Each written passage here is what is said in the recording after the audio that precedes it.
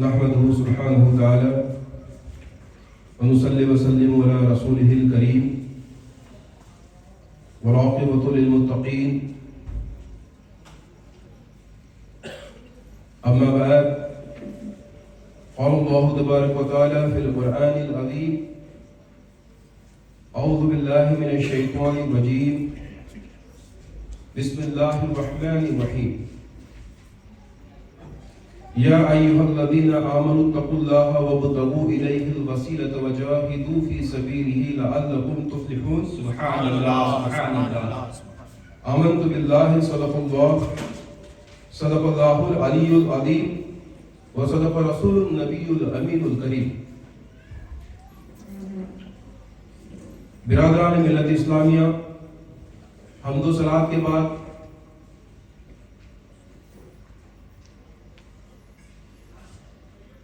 جس آیت کریمہ کو تلاوت کرنے کا شرف حاصل کیا، خصوصی طور پہ یہ نسبت نظر ہے محبوب سبحانی، قطب ربانی، شہباز لامکانی، غوث العظم شیخ محی الدین عبد القادر جیلانی الحسنی والحسینی الغیلانی البغدادی علیہ رحمت و رضوان کی شان میں دوستو یہ سید الاولیاء ہے، تمام اولیاء اللہ کے سردار ہے، اور ان کی سیرت پر، ان کے حالات پہ گفتگو کرنا میرے جیسے ایک حقیر اور ناقص بندے کے لیے ایسا کام ہے جیسے کسی قطرے کو یہ کہہ دیا جائے کہ اس میں سمندر کو سنبھالو۔ پھر بھی آپ کے حالات کو میں بیان کرنے کی کوشش کر رہا ہوں اس نیت کے ساتھ کہ یہ میری بخشش کا ذریعہ ہو۔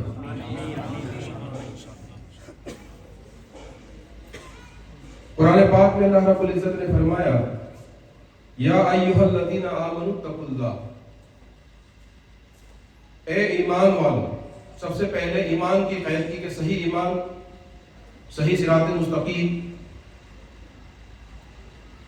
اللہ، اس کے رسول علیہ الصلوۃ والتسلیم، ملائکہ مقربین، انبیاء، اولیاء، موت و حیات، تقدیر،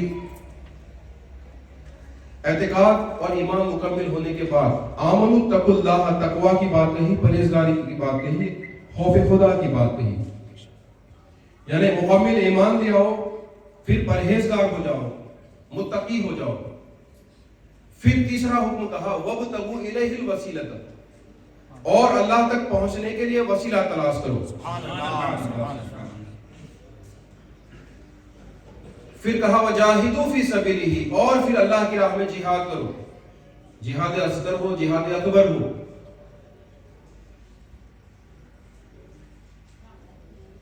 مجاہدہ ہو، ریاضت ہو، عبادت ہو، اتنا آپ نے کر لیا تو اللہ نے فرمایا لعلکم تفلحون، تاکہ تم فلاحیں، کامیابیاں حاصل کرو، تاکہ تم اپنے منزل مقصود تک پہنچ جاؤ۔ وما خلقت الجن والانس الا لیعبدون، نہیں پیدا کیا میں نے انسانوں اور جنوں کو لیکن میری عبادت کے لیے۔ اور مفسرین نے یعبدون سے معنی لیا یعرفون، یعنی کہ اللہ کی معرفت کو حاصل کرنا۔ تو دوستو، سب سے پہلے غوث پاک کی سیرت پر اور مناقب پر بیان کرنے سے پہلے میں کچھ عقیدے کی بات کہہ دیتا ہوں۔ عقائد کے سلسلے سے کیا یا غوث کا نعرہ لگانا صحیح ہے؟ کیا یا شین للہ یا عبد القادر جیلانی کہنا صحیح ہے؟ اس کے بارے میں احادیث میں کیا آیا ہے، بزرگوں کا کیا عقیدہ رہا ہے، مختصر ہے۔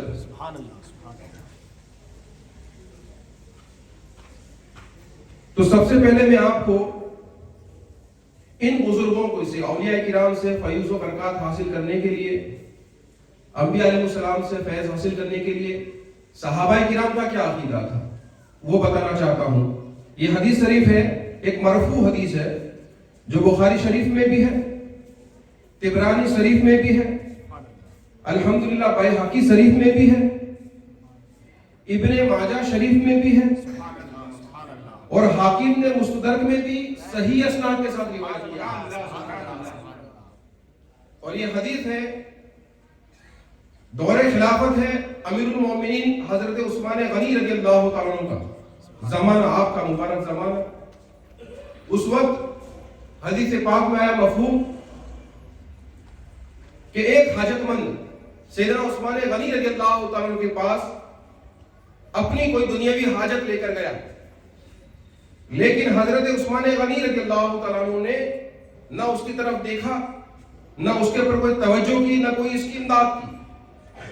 آخر وہ مایوس ہو کر صحابی رسول، دیکھو جاتا کس کے پاس ہے، یعنی صحابہ کا عقیدہ کیا تھا. یہ کہتے ہیں کہ صحابہ کا عقیدہ کیا تھا، یہ وہ ہم صحابہ کا عقیدہ بتاتے ہیں. وہ حاجت مند جاتا ہے حضرت عثمان ابن حنیف رضی اللہ تعالیٰ عنہ کے پاس، اور جا کر کہتا ہے کہ حضور میری یہ فلاں حاجت تھی، لیکن میں امیر المومنین عثمان غنی کے پاس گیا، لیکن انہوں نے میرے حال پر کوئی توجہ نہیں فرمائی. تو آپ نے کہا، یہ نہیں کہا کہ کوئی واسطہ وسیلہ ادھر جاؤ اس کے پاس جاؤ یہ کرو وہ کرو، یہ کہا کہ تم مسجد میں جا، اچھے سے وضو کر، 2 رکعت نفل نماز پڑھ حاجت کے لیے، اور اس کے بعد اللہ رب العزت کی طرف متوجہ ہو جا، اور اللہ رب العزت سے یہ دعا کر کہ اے پروردگار، اے رب العالمین، میں تیری بارگاہ میں حاضر ہوا ہوں فلاں حاجت کے لیے، تیرے پیارے حبیب حضرت محمد مصطفیٰ صلی اللہ علیہ وسلم کے وسیلے سے، محمد رسول اللہ صلی اللہ علیہ وسلم کے وسیلے سے میں تیری بارگاہ میں حاضر ہوا ہوں، تو میری حاجت کو پوری فرما. یا محمد، حدیث میں لفظ میں ہے یا محمد، اور یہ آپ عثمان غنی کا زمانہ ہے تو یا کہہ کے حدیث میں آیا، ایسا بھی نہیں ہے آپ وصال فرما چکے تھے، یعنی صحابہ وصال کے بعد بھی یا کہتے تھے. جیسے آپ کے وصال کے بعد آپ کی پھوپھی حضرت صفیہ نے نسائی شریف میں آیا کہ یا رسول اللہ کہہ کر پکارا. پھر کہا یا محمد، میں نے آپ کا وسیلے سے، میں آپ کے وسیلے سے آپ کے رب اللہ رب العزت کی طرف میں متوجہ ہوا ہوں، میں اپنی اس حاجت کے لیے. پھر آپ اپنی حاجت بیان کریں. اس حاجت مند نے مسجد میں جا کر نماز پڑھ کر یہی دعا کی جو صحابی نے سکھائی تھی. اس کے بعد یہ ہوا کہ دوسرے دن وہ پھر سے امیر المومنین کے دربار میں جاتا ہے. جیسا ہی دربار میں گیا، دربان فوراً سے اس کو عزت و اکرام کے ساتھ حضرت عثمان غنی کے پاس لے گیا. حضرت عثمان غنی نے بہت ہی تواضع کے ساتھ، محبت کے ساتھ اس کو اپنے قریب کیا، پاس بٹھایا اور کہا بتاؤ تمہاری کیا حاجت ہے. جو اب تک نظر نہیں کرتے تھے، نگاہ نہیں کرتے تھے، انہوں نے کہا سامنے سے بولو تمہاری کیا حاجت ہے. کہا حضور میری یہ حاجت ہے. فوراً آپ کی حاجت کو پوری کر دی. اور پھر یہی نہیں، یہ کہا کہ اگر آئندہ بھی کوئی حاجت ہو تو مجھے بتا دیا کرو. کتنی پیاری بات ہے. پتہ یہ چلا کہ انبیاء علیہ السلام اور اولیاء کرام سے، غیر اللہ سے، جو اللہ کے نیک برگزیدہ بندے ہو، ان سے وسیلہ لینا جائز ہے. اسی لیے ہم شیخ اللہ یا عبد القادر جیلانی یہ کہتے ہیں. اور المختصر صرف 3 باتیں پیش کر دیتا ہوں، چھوٹی چھوٹی، اسی لیے کہ کسی بھی فرقے والے کو کوئی اعتراض نہ رہے. حضرت مفتی محدث فقیہ قاضی ثناء اللہ پانی پتی علیہ رحمۃ و رضوان آپ کو اہل حدیث کا فرقہ بھی مانتا ہے، آپ کو دیوبندی فرقہ بھی مانتا ہے، سبھی فرقے اہل سنت کے جتنے بھی ہیں سب مانتے ہیں. حضرت قاضی ثناء اللہ پانی پتی نے فرمایا کہ بے شمار اولیاء کرام سے، کتنے؟ بے شمار اولیاء کرام اللہ کے ولیوں سے تواترن یعنی متواتر طور پہ، یعنی تواترن یعنی بہت زیادہ طور پہ متواتر ثابت ہوا ہے کہ ان کی ارواح، کس کی ارواح؟ ولیوں کی ارواح دوستوں کی مدد کرتی ہے، ان کا تعاون کرتی ہے، دشمنوں پر قہر ڈھاتی ہے۔ یہ نہیں کہ صرف دوستوں کی مدد کرتی ہے، دشمنوں پر قہر ڈھاتی ہے، اور جسے چاہے اللہ تک پہنچا دیتی ہے۔ قرآن پاک میں کہا ذالک فضل اللہ یؤتیہ من یشاء، یہ اللہ کا فضل ہے کہ جس کسی کو مل جائے تو کہا وہ جسے چاہے اللہ تک پہنچا دیتے ہیں، اس میں کوئی قید نہیں رکھی ہے۔ اگر وہ کسی کو چاہے کہ اس کو پہنچا دینا ہے تو وہ پہنچا دیتے ہیں۔ دوسری حجت پیش کرتا ہوں، جو ہندوستان میں عرب سے علم حدیث لے کے آئے، جن کی سند سے انڈیا، پاکستان اور بنگال کے تمام فقہ کے علوم چلتے ہیں، حضرت عبدالحق محدث اعظم دہلوی علیہ رحمۃ اللہ، شیخ الحدیث صاحب یہاں بیٹھے ہی ہوئے ہیں۔ آپ فرماتے ہیں کہ محبوب سبحانی غوث اعظم جیلانی رضی اللہ عنہ نے فرمایا، غوث پاک نے کیا کہا؟ میں اللہ کی طرف سے تمہارے پر حجت ہوں، اللہ کی دلیل ہوں، میں حجت ہوں تم پر، اور میں حضرت محمد مصطفیٰ صلی اللہ علیہ وسلم کا وارث بھی ہوں اور ان کا نائب بھی ہوں۔ سبحان اللہ، سبحان اللہ۔ مجھے اللہ کی طرف سے یہ کہا جاتا ہے کہ مانگ، عرض کر، بول، کیونکہ تجھے بولنے کے لیے اجازت لینے کی ضرورت نہیں۔ سبحان اللہ، سبحان اللہ۔ دیکھو شفاعت ایسی ہے، شفاعت کچھ لوگ کہتے ہیں کہ شفاعت نہیں ہے، قرآن پاک سے میں شفاعت ثابت کروں۔ سبحان اللہ۔ قرآن پاک میں یوم نحشر المتقین الی الرحمن وفدا ونسوق المجرمین الی جہنم وردا، پھر کہا لا یملکون الشفاعۃ الا من اتخذ عند الرحمن عہدا۔ کیا کہا؟ لا یملکون الشفاعۃ، شفاعت پہ کسی کو اختیار نہیں ہے کہ اللہ کی بارگاہ میں کسی کے لیے شفاعت کرے، ہر کسی کو اختیار نہیں ہے، الا من اتخذ عند الرحمن عہدا، لیکن ان لوگوں کے لیے جنہوں نے اپنے رحمان کے ساتھ عہد کیا ہوا۔ سبحان اللہ، سبحان اللہ۔ شفاعت کا اختیار ان بندوں کو ہے جنہوں نے اجازت لے رکھی ہے۔ تم کہتے ہو کہ شفاعت نہیں ہے، ہم بھی کہتے ہیں کہ شفاعت نہیں ہے۔ ہر کسی کو تو، ہر کوئی تو شفیع نہیں بن جائے گا، جس کو اللہ نے اجازت دی ہے وہ شفاعت کرے گا۔ سبحان اللہ۔ یہاں غوث پاک کو اللہ نے یہ کہا کہ اے عبد القادر تجھے اجازت لینے کی ضرورت نہیں۔ اتنا بلند و بالا مقام۔ تو یہ بھی ایک ایسی ہستی ہے کہ تمام فرقے والے مانتے ہیں۔ آخری تیسرا ثبوت، 1000 سال کے مجدد امام ربانی مجدد الف ثانی شیخ احمد الہندی نقشبندی علیہ رحمۃ و رضوان اپنے مکتوبات شریف میں خطوط میں یہ فرماتے ہیں کہ اہل حاجات جو انسان ہیں، ایمان والے ہیں، جو حاجت مند ہے، اہل حاجات، وہ مردے، وہ اللہ والے جو وفات پا چکے ہیں، یا وہ اللہ والے جو حیات ہیں، زندہ ہیں، ان سے امداد طلب کرتے ہیں، مدد طلب کرتے ہیں،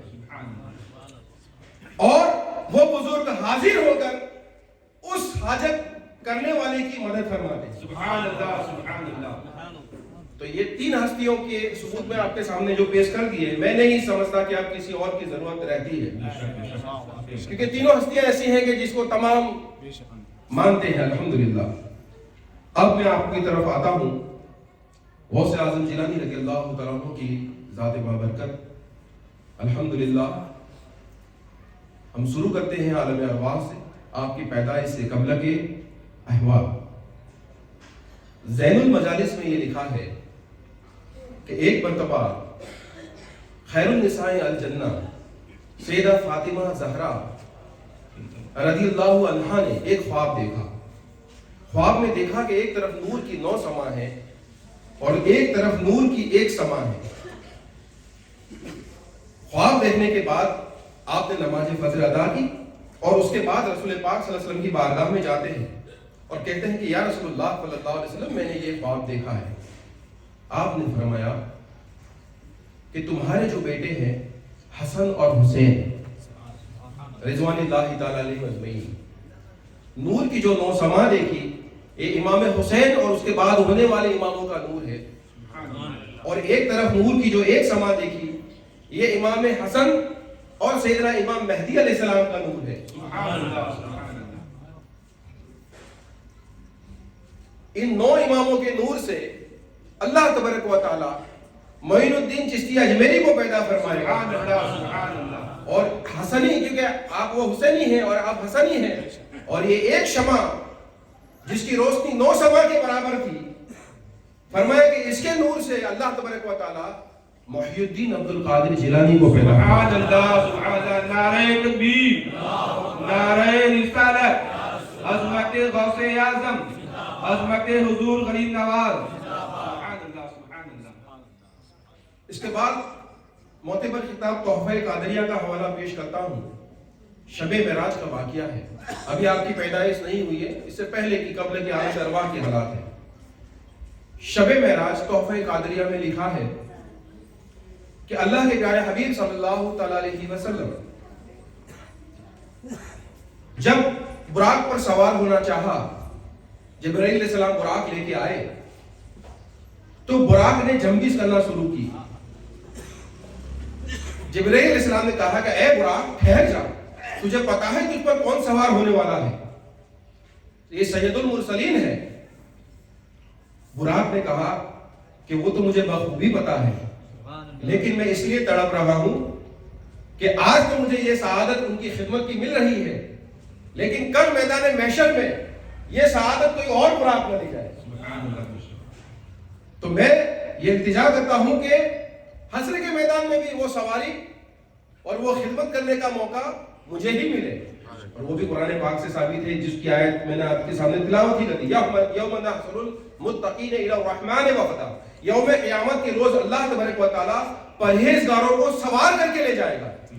منہاج العابدین میں حجت الاسلام امام محمد غزالی علیہ رحمۃ الرضوان اس حدیث کی شرح میں لکھتے ہیں کہ یوم قیامت کے روز جو متقی پرہیزگار اللہ کے ولی برگزیدہ بندے ہوں گے، ان کی قبر پر اللہ تعالیٰ سبز پروں والی براق کی سواری بھیجے گا، اور وہ اس میں سوار ہو کر ان کو لے جایا جائے گا.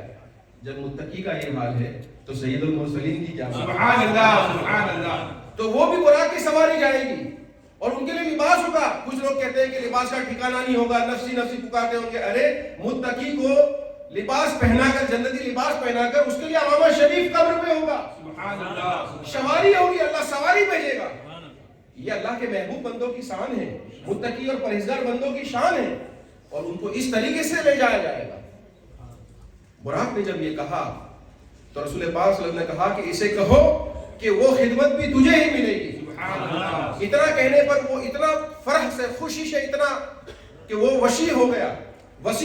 اب رکاب میں پیر رکھنے کے لیے جب تکلیف دشوار ہوئی، تکلیف ہوئی، تو اس وقت محبوب سبحانی غوث الاعظم جیلانی رضی اللہ عنہ کی روح مبارک وہاں حاضر ہوئی.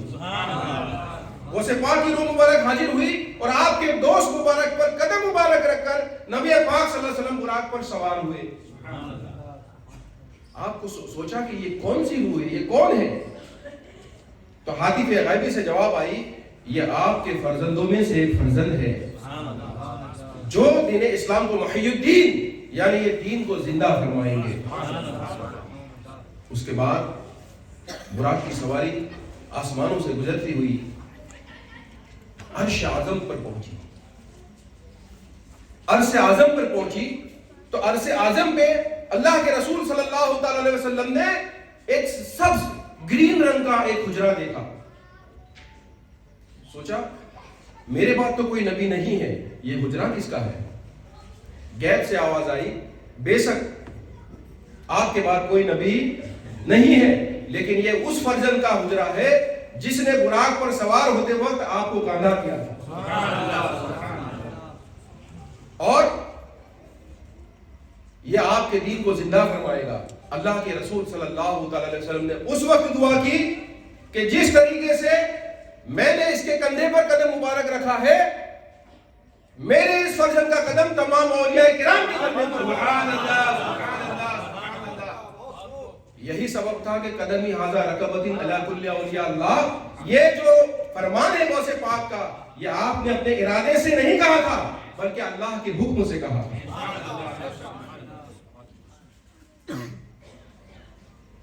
आखिरी रिवायत अमीरुल मोमिनीन सैयदना इमाम जाफर सादिक रज़ियल्लाहु तआला अन्हु की। एक मर्तबा आपने एक ख्वाब देखा और अल्हम्दुलिल्लाह वो ख्वाब भी ऐसा देखा कि फिर आपने सुबह में उसे कलमबंद कर लिया, लिख लिया कि मैंने आज रात को ये ख्वाब देखा। इमाम जाफर सादिक देखते हैं मजलिस मोहम्मदी, आपने जो लोग मजलिस मोहम्मदी से वाकिफ है उनको पता होगा, ला मकामे नमी दानम चे मंजिल बूद, जिसमें मुअज़्ज़ज़ मुकर्रम अंबिया अलैहिस्सलाम और मुकर्रम औलिया किराम अल्लाह के महबूब बंदों की अरवाह जो उस मंजिल पर पहुंचती है, जो कमालियत पर पहुंचे हुए हैं, ऐसे बरगुज़ीदा मखसूस लोग वहां मजलिस मोहम्मदी में नबी पाक सल्लल्लाहु अलैहि वसल्लम जलवा फरमा है। उस मजलिस में इमाम जाफर सादिक रज़ियल्लाहु तआला अन्हु बैठे हुए मुअद्दब होकर, और अचानक रसूल पाक सल्लल्लाहु अलैहि वसल्लम गुफ्तगू फरमा रहे हैं और अचानक दो रूहें आलम एलियन से वहां तशरीफ लाई। दो रूहें आलम एलियन से तशरीफ लाई। एक रूह आपकी दाईं बाजू पे आकर बैठ गई और एक रूह आपकी बाईं बाजू पे आ गई। गोया कि आपने दोनों को अपनी गोद में बिठा लिया और प्यार और मोहब्बत से, शफकत के साथ, लुत्फ़ो करम के साथ उनके साथ तबस्सुम करते हुए गुफ्तगू फरमाने लगे। सुभान अल्लाह। आप फरमाते हैं कि मेरी ये जरूरत न हुई कि मैं मजलिस में आपसे कोई सवाल करूं, लेकिन जब मजलिस बर्खास्त हुई, उनका रंग भी बताया कि एक रूह का रंग सुर्ख था और एक का जाफरानी की तरह था। जब वो रूहें चली गई, मजलिस बर्खास्त हो गई, तो मैंने सैयदुल मुरसलीन अलैहिस्सलातु व तस्लीम से जाकर ये कहा, या रसूलल्लाह, ये कौन थी रूहें? ये दो नौजवान की रूहें वो कौन थी? फरमाया इसमें से एक जो है शेख मुहिउद्दीन अब्दुल कादिर जिलानी है, जो किरण की 5वीं सदी हिजरी में पैदा होंगे और दीन इस्लाम को जिंदा करेंगे, और दूसरी जो रूह है उन्हीं के पोते मखदूम अलाउद्दीन कलियर साबिक कलियरी अलैहि रहमतुल्लाह, उनकी रूह थी। दोनों के नाम आपने कलमबंद फरमा लिए। पताए चला कि आलम अरवाह में और मजलिस मोहम्मदी में आपकी पैदाइश से पहले ही आपकी रूहों को अल्लाह तबारक व तआला ने बुलंद बाला मकाम अता फरमा दिया। अब मैं आपको बताता हूं, मेरे गौस जो है ये पैदा हुए गिलान में। गिलान जो है वो मुल्क ईरान में बुस्तान नाम की एक डिस्ट्रिक्ट है, बुस्तान, जहां हजरत बायजीद बुस्तामी अलैहि रहमतुल्लाह व रिज़वान पैदा हुए। उसी डिस्ट्रिक्ट में एक कस्बा है और ये गिलान जो है, ये गिलान बहुत ही खूबसूरत जगह है। यहाँ बगीचे हैं, दरख्त हैं, हराज नाम की एक नदी है, आप गूगल पे सर्च करोगे तो मिलेगा। हराज नाम की एक नदी जो पहाड़ों से निकलकर कास्पियन सी में बहती है, और वहां की खूबसूरती बहुत ही प्यारी है।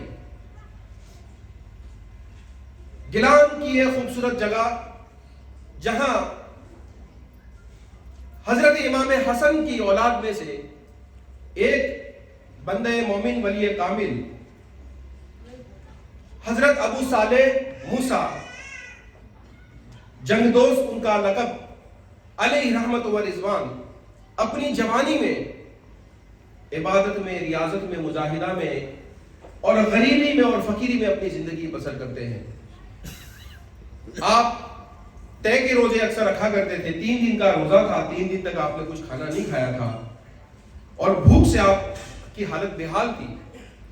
और ये हराज नाम की जो दरिया है, जो रिवर है, इसमें से एक सेब बहता हुआ गुजर रहा था। आपने भूख की शिद्दत की वजह से वो सेब उठा लिया और उसे खा लिया। लेकिन अल्लाह वाले जो हैं वो शको सुबह वाली गिजा खाते नहीं है। आपको जब शक हुआ कि पता नहीं है किसका सेब था जो मैंने उठाकर खा लिया, तो आप उसके बाद वो सेब दरिया में जिस सिमत से आया था उस तरफ आपने चलना शुरू कर दिया कि मैं जाऊं, सोचूं कि ये सेब किसका है और उससे जाके माफी तलब करूं। कई दिनों तक चलने के बाद आप एक ऐसे मकाम पर पहुंचे जहां सेब की बाड़ी थी, और आप अगर गूगल पे देखोगे तो ये हरास नदी के अतराफ में बागीचे ऐसे हैं कि दरख्त जो है वो नदी के ऊपर उनकी टहलियां जो है वो झुकी हुई है, तो फल अक्सर उसमें पानी में गिर जाते हैं। इत्तेफाक से गिर जाता है, हम तो ऐसे वैसे भी कहीं से कुछ भी उठा के खा लेते हैं, लेकिन ये तो अल्लाह के वली है। اور یہ تو غوث اعظم کے والد ہیں، سبحان اللہ، پھر تو ان کی ثانی کیا ہوگی؟ تو آپ پھر اس بغیچے میں جاتے ہیں، بغیچے کا ایک دربان آپ کو ملتا ہے، کہتا ہے بھائی اے نوجوان آپ کیوں آئے ہو؟ کہا میں نے اس بغیچے کا ایک سیب کھا لیا ہے تو میں اس کے مالک سے معافی طلب کرنے آیا ہوں۔ وہ بھی حیران میں ہو گیا کہ بھائی ایک سیب کہیں اتفاق سے کھا لیا اور یہ معافی مانگنے آیا، یہ بھی۔ تو کہا اچھا میں مالک سے جا کر کہتا ہوں، اور مالک تھے غوث پاک کے نانا، ہونے والے نانا حضرت عبداللہ سومئی الحسینی، امام حسین کی اولاد میں سے حضرت عبداللہ سومئی، جو اس وقت گیلان کے مشائخ میں بہت مشہور تھے، ان کی اپنی خانقاہ تھی اور ایک ولی کامل تھے، جس کے لیے دعا کرتے تو اللہ اس کو دعا قبول فرماتا، جس کے لیے قہر کے لیے کچھ الفاظ بول دیتے تو وہ تباہ ہو جاتا۔ یہ آپ کی شان تھی۔ آپ کو آ کر اس دربان نے کہا کہ ایک نوجوان آیا ہے اور وہ اس طریقے سے معافی طلب کر رہا ہے۔ آپ کو بھی حیرت ہوئی کہ ایسا کون ہے؟ آپ خود باہر آئے، کہا اے لڑکے بولو کیا ہوا؟ کہا حضور میں نے آپ کی پانی میں تیرتا ہوا ایک سیب آیا اور میں نے اس طریقے سے کھا لیا۔ بولے آپ کا کیا نام ہے؟ بولے میرا نام ابو صالح الحسینی، کیونکہ آپ سید ہے الحمدللہ۔ آپ نے دیکھ لیا ولایت سے کہ یہ کوئی ایسی ویسی ہستی نہیں ہے، اللہ والے تو دیکھ لیتے ہیں۔ المومن مرآت المومن، مومن مومن کا آئینہ ہے، ولی ولی کا آئینہ ہے، اور المومن مرآت الرحمن، مومن رحمان کا آئینہ ہے۔ ولی جو ہے وہ رحمان کا آئینہ ہے، وہ دلوں کے حال کو اللہ کے نور سے سمجھ لیتے ہیں۔ کہا کہ 2 شرط ہے میری، 2 شرط اگر تم مکمل کرو تب یہ تمہاری خطا معاف ہو سکتی ہے۔ بولے اگر میں یہ دونوں شرط مکمل طور پہ ادا کر دوں تو آپ مجھے معاف کر دو گے؟ تو بولے ہاں۔ تو بولے الحمدللہ آپ فرمائیے جو بھی آپ کا حکم ہے، کیونکہ اللہ نے مجھے قدرت عطا کی ہے، صرف معافی مانگنے کے لیے نہیں آیا ہوں، میں جوان ہوں تو میں کام بھی کر سکتا ہوں، تو مجھے اس کے عوض میں جو کچھ کام بھی دے دیجئے تاکہ میں وہ کام کر لوں، تاکہ میں نے جو سیب کھایا ہے اس کا جو ہرزانہ ہے وہ ادا ہو جائے۔ آپ کہتے ہیں کہ 8 سال تک میرے بغیچے کی رکھوالی کرنی پڑے گی، ایک سیب کھانے کی سزا، اس کے بدلے میں کتنا؟ 8 سال تک۔ بولے منظور ہے۔ بولے دوسری شرط؟ بولے 8 سال پہلے پورے کر کے آؤ پھر میں دوسری شرط بتاؤں گا۔ آپ نے 8 سال تک رکھوالی کی، اور اس 8 سال کے دوران ان کی تربیت بھی انہوں نے بہت اچھی طرح سے کی۔ وہ بھی اس میں ایک راز تھا اللہ کا کہ ایک تربیت بھی حضرت عبداللہ سومئی نے ان کی فرمائی، غوث پاک کے والد کی۔ 8 سال مکمل ہونے کے بعد آپ آئے، کہا حضور 8 سال مکمل ہو گئے ہیں، آپ دوسری شرط مجھے بتا دیجئے تاکہ مجھے نجات ملے۔ کہا وہ دوسری شرط یہ ہے کہ آپ کو نکاح کرنا ہے میری بیٹی سے، لیکن وہ بیٹی ایسی ہے، اس میں 4 چیزیں ہیں۔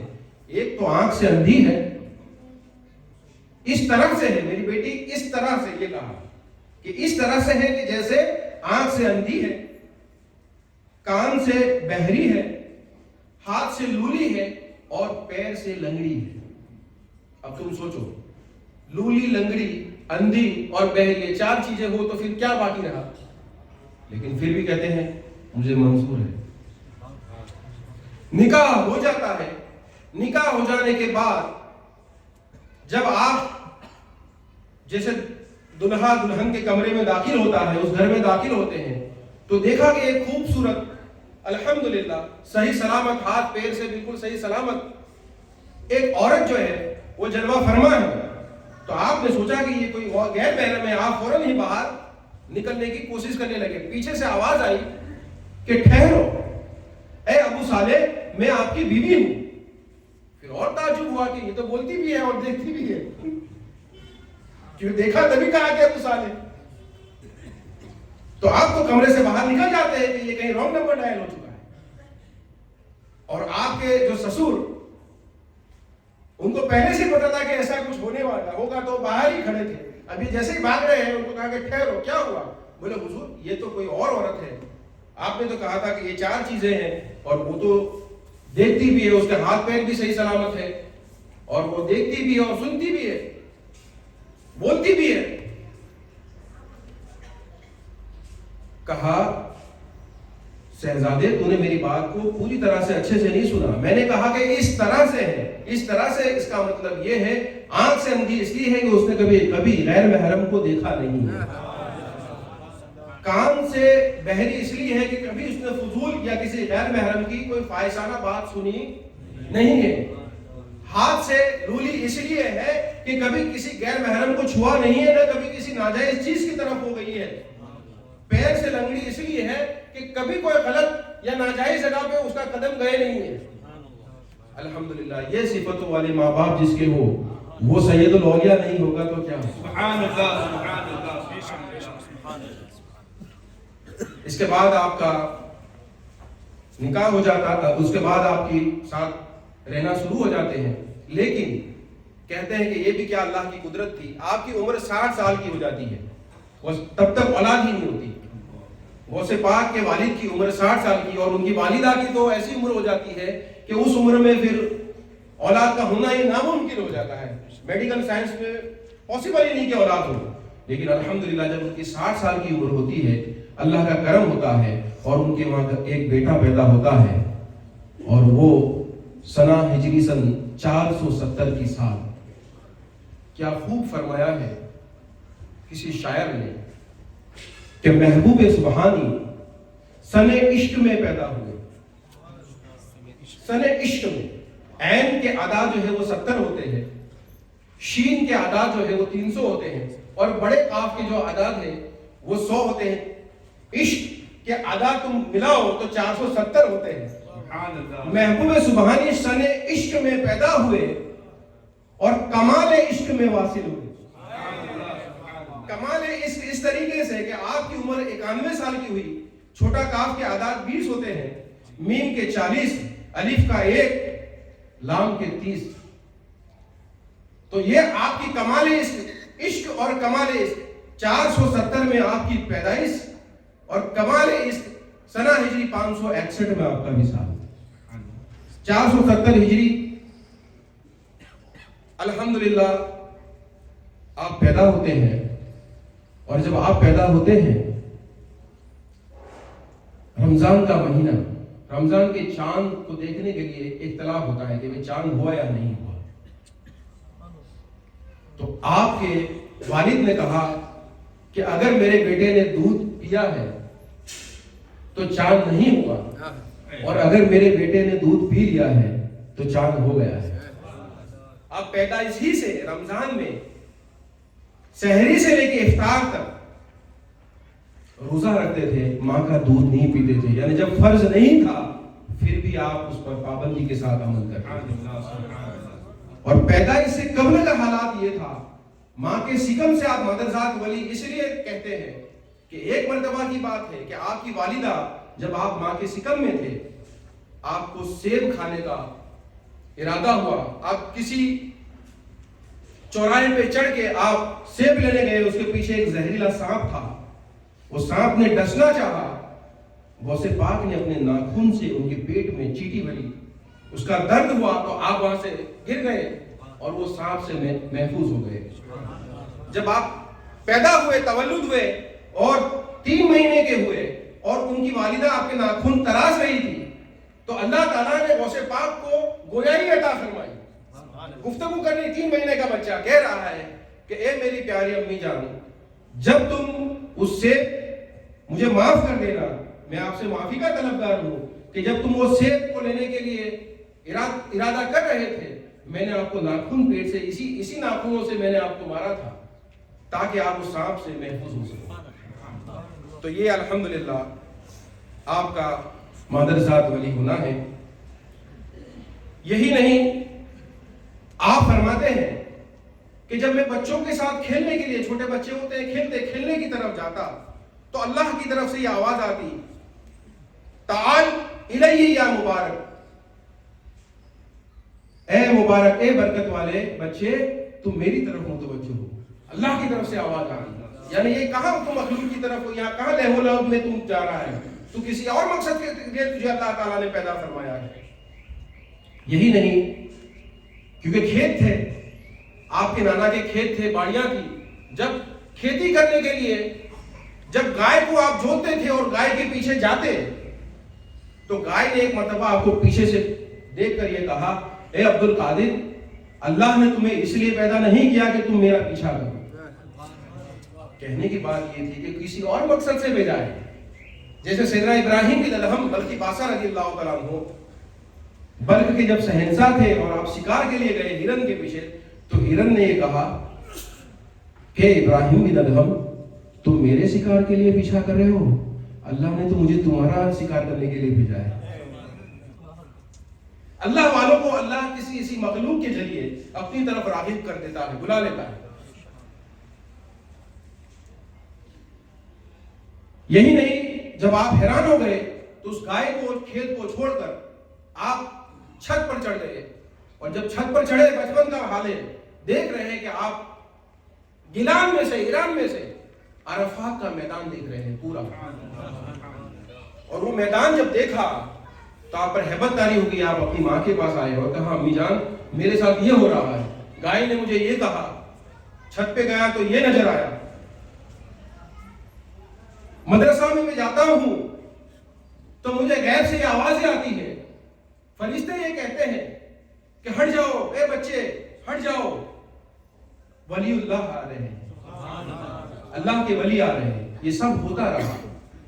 11 سال کی آپ کی عمر میں آپ کے والد صاحب حضرت ابو صالح علیہ رحمۃ و رضوان وصال فرما گئے, یعنی 11 سال کی عمر میں آپ جو ہے وہ یتیم ہو گئے. اور 18 سال تک آپ نے جو حفظ اور جو ابتدائی تعلیم ہے وہ گیلان میں ہی حاصل کی. لیکن 18 سال کی عمر میں جب یہ سارے واقعات ہونے لگے تو آپ نے پھر امی جان کے پاس گئے, روئے اور گڑگڑائے اور کہا کہ امی جان اب مجھے بغداد شریف جانے کی اجازت دو, مجھے علم حاصل کرنے کے لیے آگے خدا کی طرف جانے کے لیے جانا ہے. ان کی والدہ کیونکہ وہ بھی اللہ کی ولیہ تھی, وہ کیسے انکار کرتی, لیکن ایک بیٹا تھا اس کو بھیجنا تھا تو دشوار تو تھا. کہا اے بیٹا میں جانتی ہوں کہ میری اور تمہاری یہ آخری ملاقات ہے, اب دوبارہ ہمارا ملنے کا اتفاق نہیں ہوگا, لیکن میں واسطے اللہ کے لیے میں اپنے سارے احکامات اور جو مجھ پر فرض ہے وہ ساری چیزیں تجھے معاف کرتی ہوں, تجھے بخش رہی ہوں, جا تو اللہ کے لیے. میراث میں آپ کو 40 سونے کے دینار ملے. 40 دینار کو آپ نے جو صدری پہنتے ہیں اندر, ان کی والدہ نے بازو کے پاس صدری میں اس طریقے سے سی دیے کہ کوئی تلاش بھی کرے تو پتہ نہ چلے. کہا کہ 40 دینار ہے بیٹا, یہ سنبھال کے رکھنا تاکہ تجھے وہاں, کیونکہ اس وقت بغداد شریف میں مدرسہ نظامیہ تھا, سلجوق حکومت کے نظام الملک نے جو درس نظامی بنایا تھا وہ چلتا تھا. وہاں رہ کر بہت ہی مشہور تھا, حضرت امام غزالی اس کے ناظم اعلیٰ رہے ہیں. تو وہاں کچھ فیس بھی ہوتی تھی, مدرسہ کی فیس بھی ہوتی تھی, وہاں رہنا تو تھا, اور تحصیل علم, فقہ, تفسیر, حدیث, یہ ساری چیزیں وہاں پڑھنی ہوتی تھی. اب کہا ماں مجھے کوئی وصیت نصیحت کرو. بولے بیٹا تم اس سے وعدہ کرو کہ کبھی تم جھوٹ نہیں بولو گے, چاہے کیسی بھی حالت پیش آئے, لیکن تم جھوٹ. بولا اچھا امی جان میں وعدہ کرتا ہوں, میں ہمیشہ سچائی پہ چلوں گا, کبھی جھوٹ نہیں بولوں گا. آپ چلتے ہیں گیلان سے بغداد شریف کا سفر. راستے میں ہمدان آتا ہے, اور ہمدان کے پاس سے تھوڑا ٹرننگ ہو کر آگے نکلتے ہیں. ایک ایسا ویران علاقہ کہ جہاں ڈاکوؤں کا خوف تھا, اور ڈاکوؤں کا سردار احمد بدوی 60 ڈاکوؤں کے ساتھ اس نے قافلے پہ حملہ کر دیا. قافلے پہ حملہ کرتے تھے, لوٹ بھی لیتے تھے, کئی لوگوں کو مار بھی کبھی دیتے تھے. کسی پہ کوئی رحم یا ترس ان کو نہیں آتا تھا. ایک کے بعد ایک سب کی تلاشی ہوئی. دیکھا کہ ایک بچہ کھڑا ہوا ہے, ایک بستر پڑا ہے, عورتوں کو مال نہیں ملے, اس کے پاس تو اب کیا ہوگا, کیونکہ جس کے پاس ہوتا تھا عورتیں ہوتی تھی, زیورات ہوتی تھی, کوئی بڑا سامان تاجر ہوتے تھے, ان کے پاس ہوتا تھا. پھر بھی ایک کسی ڈاکو نے پوچھ لیا کہ اے بچے تیرے پاس بھی کچھ ہے؟ بولے ہاں الحمدللہ میرے پاس 40 سونے کے دینار ہیں. بولے وہ حیرت پڑ گیا, بولے یہ کیسے تیرے پاس 40 دینار سونے؟ اس نے ڈاکو احمد بدوی سے جا کر کہا کہ یہ بچہ کہہ رہا ہے کہ میرے پاس 40 دینار ہے. بولے اچھا آؤ میرے پاس. بولے نکالو. آپ نے لباس اتارا اور صدری کو پھاڑ کر اس طریقے سے نکالا, محنت کے بعد وہ 40 سونے کے دینار ڈاکوؤں کے سامنے پیش کر دیے. جب ڈاکوؤں کے سامنے یہ دینار پیش ہو گئے تو وہ حیرت زدہ ہو گئے. کہا اے بچے یہ تو نے ایسی جگہ پر رکھے ہیں, تو نے ایسی جگہ پر رکھے تو ہمیں نہ بھی بتاتا تو ہمیں نہ ملتے, اور ہمارے گمان میں بھی نہیں تھا, پھر تو نے کیوں بتا دیا؟ بولے میں نے اپنی امی جان سے وعدہ کیا تھا, اور وعدہ یہ کیا تھا کہ میں ہمیشہ سچ بولوں گا, جھوٹ نہیں بولوں گا. تو میری امی کو کیے ہوئے وعدہ نبھانے کے لیے یہ 40 دینار تو بہت چھوٹی چیز ہے. اتنا کہنا تھا کہ ڈاکوؤں کے سردار کی آنکھوں میں آنسو آ گئے اور رونے لگا. وہ ڈاکو کہ کتنوں کو قتل کر دیتا تھا, لوگ روتے تھے, چلاتے تھے, کبھی رحم نہیں کھایا, لیکن یہ غوث پاک کا فیضان ہے, روحانی فیضان ہے کہ اس کے دل پہ ایسا اثر ہوا کہ وہ روزاروں قطار رونے لگا. کہا اے بچے تو تیری ماں کا وعدہ نبھا رہا ہے, اور تیری ماں کے وعدے کو نبھانے کے لیے تو جھوٹ نہیں بول رہا, اور میں اس اللہ کے کتنے حکموں کو اور فرمانوں کو اور کتنے وعدوں کو آج تک توڑ چکا ہوں. روتے روتے ہوئے کہا کہ اب یہ احمد ندوی آج کے بعد کبھی راہزنی نہیں کرے گا, کبھی ڈاکہ نہیں ڈالے گا. میں توبہ کرتا ہوں, جس کا جو مال ہے اس کو واپس لوٹا دیا. 60 ڈاکو تھے, وہ تمام ڈاکو آئے. کہا اے ہمارے سردار آپ اکیلے ہی چلے جاؤ گے؟ ابھی تک ڈاکہ ڈالتے تھے تو بھی ساتھ ڈالتے تھے, اب تم نے توبہ کی ہی تو تب بھی ہم تمہارے ساتھ ہیں. گناہوں کے کام میں جب ہم نے تمہارا ساتھ دیا تو اللہ کی راہ میں تم جا رہے ہو تو ہمیں اکیلا چھوڑ کے جا رہے ہو. ہم بھی توبہ کرتے ہیں اور ہم بھی اب تمہارے ساتھ اللہ کی عبادت کریں گے. اللہ تعالیٰ نے ان 60 ڈاکوؤں کو ہدایت عطا فرمائی, قافلے والوں کو مال مل گیا. غوث پاک بغداد شریف میں تشریف لائے, اور وہ 40 دینار جیسے ہی بغداد میں تشریف لائے فوراً غریبوں کو خیرات کر دیے, تقسیم کر دیے. اپنے لیے کچھ نہیں سوچا کہ میرا کیا ہوگا یا میرا کس طریقے سے کرنا ہے. یہ غوث پاک کے اخلاق ہیں. الحمدللہ آپ اتنے ذہین تھے کہ سبق جو لیتے وہ ہمیشہ آپ یاد کر لیتے, عبادت کرتے, مجاہدہ کرتے, ساتھ میں علم حاصل کرتے, فقہ پڑھتے, تفسیر پڑھتے. 8 سال تک آپ نے مدرسہ نظامیہ میں علم حدیث, علم فقہ, علم تفسیر جو شریعت کے علوم ہے وہ کیے, اور سب میں PhD, سب میں اعلیٰ سے اعلیٰ مقام حاصل کیا. لیکن یہ ہوتا تھا کہ پیسے آپ کے نانا یا والدہ بھیجتی تھی کسی کے ساتھ کہ میرے عبد القادر کو یہ دینار دے دینا, لیکن آپ کی فطرت ایسی تھی کہ وہ فقیروں میں خیرات کر دیتے تھے. لگتا تھا کہ یہ میرے سے زیادہ ضرورت مند ہے تو اسے دے دیتے تھے, تو آپ کو فیس بھرنے میں تکلیف ہو جاتی. مدرسہ نظامیہ والوں نے کہا کہ اے بچے تیرے پاس فیس نہیں ہے, لیکن تو بہت ہوشیار ہے تو تجھے یہاں پڑھنے کی تو اجازت ہے, لیکن رہائش کی اجازت نہیں ہے. آپ کی رہائش بھی آپ سے چھین لی گئی. اب آپ ویرانوں میں رہتے تھے, بارش میں, کتنی تکلیفیں برداشت کر کے انہوں نے علم حاصل کیا. دھوپ میں ایک اکیلا بچہ جس کا کوئی نہیں ہے وہاں, لیکن آپ نے کیسے بھی کر کے وہ پورا کیا. ایک مرتبہ کی تو بات ہے کہ 20 دن تک آپ بھوکے رہے, 20 دن تک کچھ کھانا ہی نہیں ملا. مسجد میں آپ بیٹھے ہیں, نڈھال ہو گئے, بیٹھنے کی بھی طاقت نہیں رہی ہے, بھوک سے ایسی حالت. سوچا کہ اب آنکھ بند ہو رہی ہے, اچانک ایک سامنے ایک شخص کو آپ نے کھاتے ہوئے دیکھا کہ وہ گوشت اور روٹی کھا رہا ہے. آپ کی نظر پڑی, اس کی آپ پر نظر پڑی, اس کو لگا کہ یہ کوئی بھوکا ہے. وہ گوشت اور روٹی کھاتے کھاتے لے کر غوث پاک کے پاس آیا, کہا کہ لو یہ تم بھی کھا لو, حالانکہ یہ کھانا جو ہے یہ میرا کھانا نہیں ہے. بولے کیوں, یہ کس کا کھانا ہے؟ بولے میں نے سنا ہے کہ اس مدرسہ نظامیہ میں عبد القادر جیلانی نام کا ایک بچہ پڑھتا ہے, اس کی ماں نے مجھے غیلان میں 8 سونے کے دینار دیے تھے اس تک پہنچانے کے لیے, مدرسہ کی فیس کے لیے. اب میرے پاس تو کچھ تھا نہیں اور میں بھی بھوکا تھا, کیونکہ 1 دینار میں تو کتنے درہم چاندی کے آتے ہیں, اور وہ 1 درہم میں سے کتنی اشرفیاں آتی ہیں. 1 دینار بڑی چیز ہوتی ہے سونے کا اس وقت زمانے میں. تو بولے میں نے 1 درہم کی کچھ درہمیں لی, کچھ اشرفیاں لی, اور اس میں سے یہ کچھ کھانا لے کے کھانا کھا رہا ہوں, تو یہ کھانا تو عبد القادر جیلانی کا ہے. بولے جا میں نے تجھے معاف کیا, تجھ پر یہ کھانا حلال کیا کیونکہ میں ہی عبد القادر جیلانی.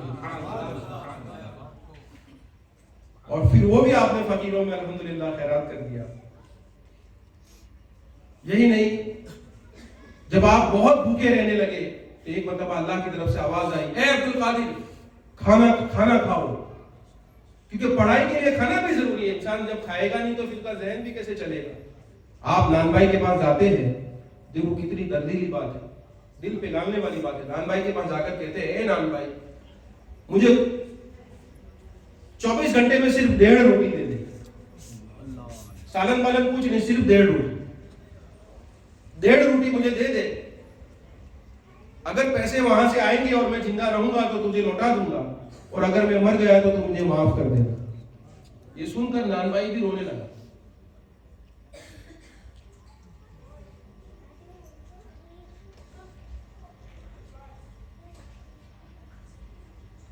پھر آخر اس نے جب 1.5 روٹی دینا شروع کیا، کبھی پیسے آتے دے دیتے. ایک مرتبہ تو ایسا ہوا کہ کئی دنوں تک پیسے نہیں آئے تو پھر آپ نے پھر سے بھوکا رہنا شروع کیا. کسی نے کہا کیوں نہیں جاتے؟ بولے اب کیا منہ لے کے اس کے پاس جاؤں، بہت قرض ہو چکا ہے. تو اللہ کی طرف سے آواز آئی، جاؤ فلاں مقام پر پہنچو، تمہیں اس جگہ سے تمہارا مقصد مل جائے گا. وہاں جاتے ہیں تو ایک سونے کا ٹکڑا ملتا ہے. وہ سونے کا ٹکڑا لے کر نان بھائی کا قرض ادا کرتے ہیں اور باقی کا اللہ کی راہ میں خیرات کر دیتے ہیں. یہ غوث پاک کی سیرت ہے.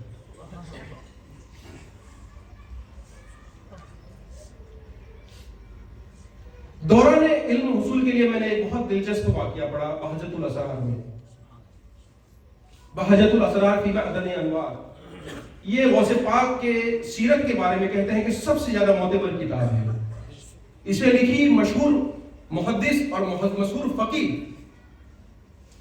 ولی اللہ حضرت امام علی ابو الحسن بن یوسف الستونوی علیہ رحمۃ و رضوان نے جس کتاب کی تعریف شیخ عبدالحق محدث اعظم دہلوی نے کی، حدیث کا امام جس کی تعریف کرتا ہے، جس کی تعریف امام ذہبی نے کی، بہجت الاسرار کی، اور یہ وہی کتاب ہے آپ کے سامنے الحمدللہ پڑھی ہے، بہجت الاسرار.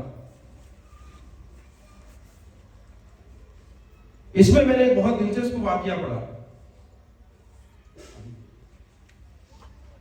دوسری پڑھیں.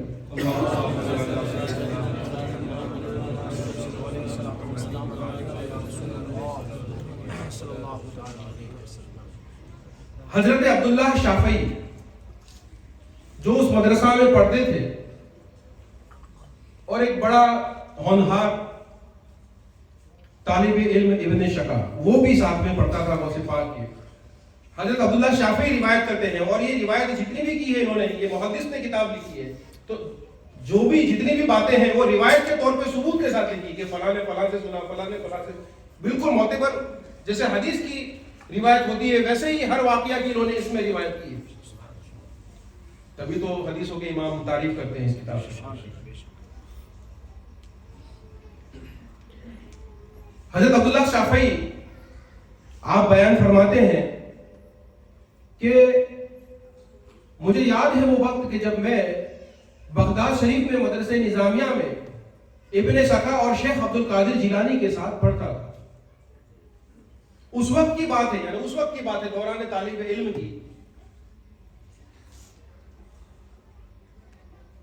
کہ بغداد شریف میں ایک غوث کا بڑا چرچا تھا. ایک اللہ کے ولی غوث کا بڑا چرچا تھا بغداد میں، اہل ظاہر میں بھی، یعنی شریعت والوں میں بھی اور طریقت والوں میں بھی اور عام انسانوں میں بھی، کہ وہ غوث جو ہے وہ کبھی ظاہر ہوتے تھے اور وہ کبھی کبھی سب کے سامنے ہی مجلس میں غائب ہو جاتے تھے. اب غائب ہوتے تو کئی مہینوں تک، سال تک نظر نہیں آتے، اور حاضر ہو جاتے تو مجلس میں اچانک آ جاتے. وہ جو کہتے تھے وہ ہو جاتا تھا، غیب کی خبریں بتاتے تھے. جب ان کا بڑا چرچا اور شہرت اس غوث کی سنی تو ہم تینوں نے مشورہ کیا ہے، غوث پاک نے، ابن سقا نے اور عبداللہ شافعی نے، کہ چلو جاتے ہیں اس غوث کی صحبت میں جاتے ہیں، کیونکہ ہم اکثر صالحین کی زیارت کیا کرتے تھے. ہم تین نے جب جانے کا ارادہ کیا تو ہم میں سے جو ابن سقا تھا، ابن سقا نے یہ کہا کیونکہ وہ بڑا مناظر تھا، بڑا علم والا تھا اور بڑا مناظر تھا. کہا میں اس غوث کے پاس جاؤں گا اور ایک ایسا سوال کروں گا جس کا وہ جواب نہیں دے پائے گا. عبداللہ صافی کہتے ہیں کہ میں نے یہ کہا کہ میں ان سے سوال کروں گا، دیکھتے ہیں اس کا کیا جواب دیتے ہیں. شیخ عبد القادر الگیلانی نے کہا اما میں ان سے کوئی سوال کروں؟ کیا میں ان کی بارگاہ میں کوئی بے ادبی کروں؟ اللہ کے ولی کا امتحان دوں؟ استغفر اللہ معاذ اللہ، میں ہرگز ایسا نہیں کروں گا. میں تو جاؤں گا ادب کے ساتھ ان کی بارگاہ میں حاضری دوں گا اور ان سے برکتیں اور رحمتیں حاصل کروں گا. دیکھو اللہ والوں سے فیض حاصل کرنے کا یہ ذریعہ اور یہ طریقہ ہوتا ہے. غوث پاک سے سیکھو. تینوں جاتے ہیں اور اتفاق ایسا تھا کہ اس وقت تینوں کو وہ غوث نظر آ گئے. تینوں نے جا کر سلام کیا. انہوں نے سلام کا جواب دیا لیکن فوراً ابن ثقہ کی طرف مخاطب ہو کے جلال میں مخاطب ہوئے. اے ابن ثقہ، تو کیا کہتا تھا؟ تو مجھ سے ایسا سوال کرے گا جس کا میں جواب نہیں دے سکوں گا؟ لا، یہ تیرا سوال ہے اور یہ تیرا جواب ہے. لیکن تو نے جو بے ادبی کی ہے میں دیکھ رہا ہوں کہ تو کفر میں ڈوبا ہوا ہے. القریب کفر میں ڈوبا ہوا. اور کہا ہے عبداللہ شافعی تو کیا کہہ رہا تھا؟ تو مجھ سے سوال کرے گا اور تو دیکھے گا کہ میں کیا جواب دیتا ہوں. لیکن وہ تھوڑا کم ظلم تھا. یہ تیرا سوال ہے اور یہ تیرا جواب ہے. لیکن یہ بھی ایک بے ادبی ہے. اس بے ادبی کی وجہ سے میں دیکھ رہا ہوں کہ دنیا تیری کان کی لو تک آ گئی ہے. یعنی تو پورا دنیا میں ڈوب چکا ہے. اللہ نہیں ملا، گرد کس میں ہو گیا؟ دنیا میں. اور پھر شیخ محی الدین عبد القادر غوث العظم جیلانی کی طرف مخاطب ہوئے، ان سے قریب ہوئے، ان کو اپنے پاس کیا، بہت محبت اور احترام کے ساتھ ان سے پیش آئے اور کہا اے عبد القادر، وہ ادب جو تم آج بجا لائے ہو، میری بارگاہ میں تم جو ادب بجا لائے ہو، میں دیکھ رہا ہوں تجھے بغداد کی ایک کرسی پر، بغداد کے ایک ممبر پر کہ تو کہہ رہا ہے قدم یہ ہزار رکعتین علی کل اولیاء اللہ. سبحان اللہ سبحان اللہ. نعرہ تکبیر، نعرہ رسالت، عظمت حضور غوث اعظم. سبحان اللہ سبحان اللہ. اور تیرے ہیبت جلال کی وجہ سے، تیری ولایت کے جلال کی وجہ سے، تیری ہیبت کی وجہ سے میں دیکھ رہا ہوں کہ روح زمین کے تمام ولیوں نے اپنے سر کو جھکا دیا. تمام ولیوں نے جھکا دیا. یہ پیشن گوئی. ویسے تو بہت ساری پیشن گوئیاں صاحب بہجت الاسرار نے لکھی ہے. غوث پاک کے پیدائش سے پہلے بھی بے شمار اولیاء نے یہ کہہ دیا تھا کہ ان قریب اہل بیت کے گھرانے میں بغداد میں ایک عجمی لڑکا پیدا ہوگا جس کو اللہ یہ حکم کرے گا کہ حکم کہہ دے قدم ہذا رکعتین علی کل اولیاء، کہ میرے قدم تمام اولیاء کی گردنوں پر ہے. یہ آپ کی پیدائش سے پہلے بھی بے شمار اولیاء نے کہہ دیا تھا. آپ کی حالت حیات زندگی میں بھی بے شمار بزرگوں نے جو آپ سے ملتے تھے یہ کہہ دیتے تھے کہ یہ وہ شخص ہے کہ جو اولیاء اللہ کا سردار ہوگا. شیخ عبداللہ صافی بات یہاں ختم نہیں ہوتی. شیخ عبداللہ صافی کہتے ہیں غوث پاک کے ساتھ ان کی دعا کا اثر کیا ہوا وہ تو پوری دنیا نے دیکھ لیا. غوث پاک کی ولایت بولے تو مشہور ہو گئی. یہ آپ کے آخری عبداللہ صافی اپنی عمر کے آخری دور میں یہ روایت کرتے ہیں تو کہتے ہیں کہ سب نے دیکھ لیا ان کی ولایت کیسے مشہور ہوئی، ان کی کراماتیں، اور تو جب بالکل عام ہو گیا کا منظر ہے آپ پہ. غوث پاک کا مردوں کو زندہ کرتا، اندھوں کو شفایاب کرنا، بے شمار آپ کی باتیں جو تھی اس میں کوئی شک شبہ کی بات ہی نہیں. ابن ثقہ کے ساتھ یہ ہوا کہ وہ بہت بڑا مناظر بن گیا اور اتنا بڑا مناظر بنا. مناظر یعنی وہ دلیل کرنے والا الگ الگ مسائل میں، اور کسی بھی چاہے مذہب ہو چاہے دنیاوی معاملات ہو، ہر علم کے فن میں وہ ایک دم ماہر کامل تر ہو گیا. اور کسی بھی سبجیکٹ پر مناظرے میں کسی کو بھی ہرا دیتا تھا، چاہے بڑے سے بڑا عالم بہت اس وقت کی کسی مذہب کا ہو، اپنے مذہب کا ہو، چاہے کوئی بھی ہو، مناظر میں اس کو کوئی ہرا. اور اتنا وہ مقبول ہو گیا کہ خلیفہ بغداد نے اسے اپنے دربار میں مقرر کر دیا. ایک دفعہ کی بات ہے کہ شاہ روم جو عیسائی تھے، روم میں اس وقت عیسائی سلطنت تھی، تو شاہ روم کے پاس عیسائیت اور اسلام کے مناظرے کے لیے عباسی خلیفہ نے ابن سقا کو امیر بنا کر روم کی طرف اس بادشاہ کی عیسائی بادشاہ کے دربار میں بھیجا. جب عیسائی بادشاہ کے دربار میں گیا تو بادشاہ نے بڑے بڑے عیسائی عالموں کو، راہبوں کو، سب کو اکٹھا کیا، حاضر کیا اور کہا کہ بھئی اس کے ساتھ مناظرہ کرو. اس نے اکیلے جتنے بھی تھے وہ سب کی دلیلوں کو توڑ دیا، ان کو ہرا دیا اور شکست کر دیا ان کو. بولا اس کا تو کوئی جواب ہی نہیں ہے. پھر کیا ہوا؟ دیکھو کہتے ہیں کہ اگر یہودی ہو تو وہاں کھانا نہیں ہے اور نصرانی ہو تو سونا نہیں ہے، اور وہ ایسی چال چلتے ہی ہے. بادشاہ کی لڑکی ادھر سے گزری، ایک ہتھکنڈا تھا، اس کی نظر ابن سقا کی پڑی. اس نے کہا کہ میں تیری بیٹی سے نکاح کرنا چاہتا ہوں، شادی کرنا چاہتا ہوں. تو اس نے کہا یہ ایک شرط پہ ہو سکتا ہے. اس نے دیکھا تھا کہ یہ پوری عیسائیت پر یہ غالب ہے، اگر یہ ہمارے اندر آ گیا تو بہت کچھ ہو سکتا ہے. ایک شرط پر کہ اگر تو عیسائی ہو جائے، نصرانی ہو جائے. اس نے کہا مجھے منظور ہے، اور استغفر اللہ توبہ، وہ نصرانی ہو گیا. اور کہا کہ ابن سقا کو پھر بعد میں یہ پتہ بھی چلا کہ مجھ پر جو یہ وبا گزری ہے یہ اس غوث کی بددعا کی وجہ سے گزری ہے. اللہ والے سکی کو شہید کر دیتے ہیں اور شہید کو شفیع بھی کر سکتے ہیں. نیک بخت بدبخت ہو جاتے ہیں، بدبخت نیک بخت ہو جاتے ہیں. اسی لیے اللہ والوں کے دربار میں بڑے ادب سے پیش آنا ہوتا ہے. اور میرے ساتھ بولے یہ ہوا کہ میں دمشق کی طرف، شام کی طرف گیا، اور وہاں کے بادشاہ جو خلیفہ نور الدین ملک نے مجھے اپنے دربار میں اوقاف پر ایک بڑا عہدہ دے کر مقرر کر دیا، اور میرے پہ دنیا کی دولت اتنی آئی کہ میں پورا دنیا میں غرق ہو گیا. جو کہا تھا کہ میں دنیا کو تیرے کان کی لو تک دیکھتا ہوں، یہ تینوں چیز جو ہے وہ ثابت ہوئی.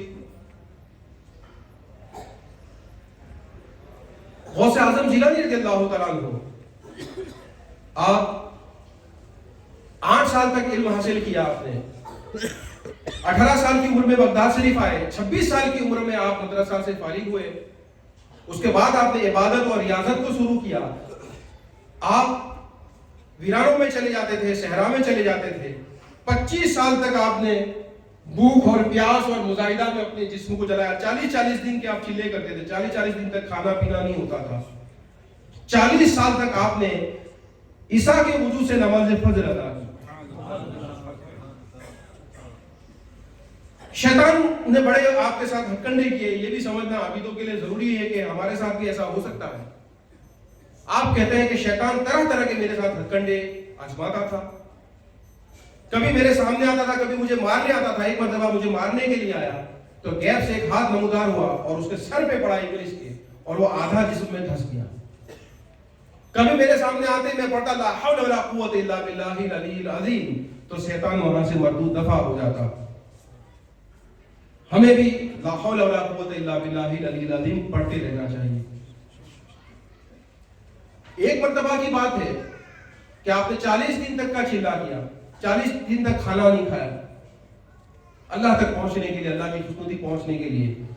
40 دن جب پورے ہوئے تو اچانک ایک بادل نمودار ہوا، اس میں روشنی ہوئی اور آواز آئی، اے عبد القادر، میں نے تجھ پر نمازوں کو معاف کر دیا، میں تجھ سے خوش ہو گیا، میں تجھ سے راضی ہو گیا. جیسے کہ اللہ کی آواز آتی ہے. وہ سے پاک سوچتے ہیں کہ یہ اللہ کی آواز تو نہیں ہو سکتی، کیونکہ نماز جو ہے وہ میرے نبی حضرت محمد مصطفیٰ صلی اللہ علیہ وسلم پر معاف نہیں ہوئی تو مجھ پر کیسے معاف ہوگی.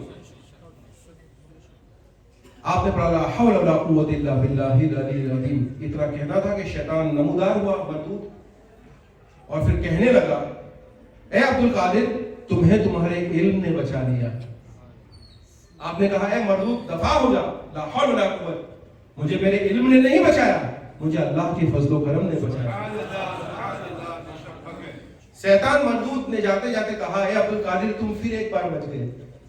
یعنی یہ سمجھ لیا کہ علم نے بچا لیا، تب بھی گئے تھے. 17,000 عابدوں اور زاہدوں کو میں یہ سوال سے گمراہ کر چکا ہوں. 17,000. آپ تحصیل علم کے بعد بے شمار حضرت شیخ حماد بن مسلم الدباغ کی خانقاہ میں رہے، جو درس بھی پڑھاتے تھے اور طریقت کا علم بھی حاصل کرتے تھے، طریقت کا علم بھی عطا کرتے تھے، ان کی خانقاہ میں رہے. لیکن تو شیخ حماد کے پاس ان کا فیض نہیں تھا مقدر میں. یعنی کبھی کچھ لوگ کچھ اولیاء کے پاس جاتے ہیں، کچھ بزرگ کچھ اولیاء کے پاس جاتے ہیں، جیسے بابا فرید شہاب الدین سہروردی کے پاس گئے تھے تو انہوں نے کہا کہ بھائی تمہارا حصہ میرے پاس نہیں ہے، تمہارا حصہ قطب الدین بختیار کاکی کے پاس ہے. تو ویسے شیخ حماد کے پاس رہے لیکن ان کا حصہ وہاں نہیں تھا. لیکن آپ نے کافی ان کی تربیت کی، اذیتیں دی. ایک مرتبہ کی بات ہے کہ ان کی خانقاہ کے لوگوں نے کہا کہ بھائی تو کیوں خانقاہ میں پڑھا ہے، تو تو فقہ سیکھ کے آیا ہے، تو تو درس نظامی والا ہے، تو تو بڑا عالم ہے، علم والا ہے، تیرا طریقت میں کیا کام ہے. شیخ حماد نے کہا اسے چھوڑ دو، تم نہیں جانتے کہ یہ کون ہے، یہ آنے والا اولیاء اللہ کا سردار ہے، تم کیا جانو کہ یہ کون ہے. کہنے کی بات یہ بھی پتا چلی کہ کوئی درس یا شریعت کا علم حاصل کر کے آئے تو طریقت والوں کو یہ جائز نہیں ہے کہ اس کو حکارت سے دیکھے یا یہ کرے. جتنے بھی بڑے بڑے اکابر ہوئے ہیں زیادہ تر نے علوم شریعت حاصل کی ہے.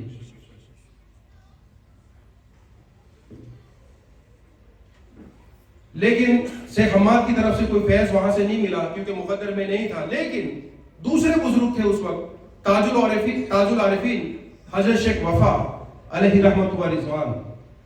جب آپ ان کی خانقاہ میں گئے تو وہ باہر سے تشریف لائے، اور تشریف لانے کے بعد حضرت شیخ وفا نے انہیں یہ کہا کہ اے عبد القادر، میں تمہارے سر پر 2 جھنڈوں کو دیکھ رہا ہوں، 2 جھنڈوں کو میں دیکھ رہا ہوں،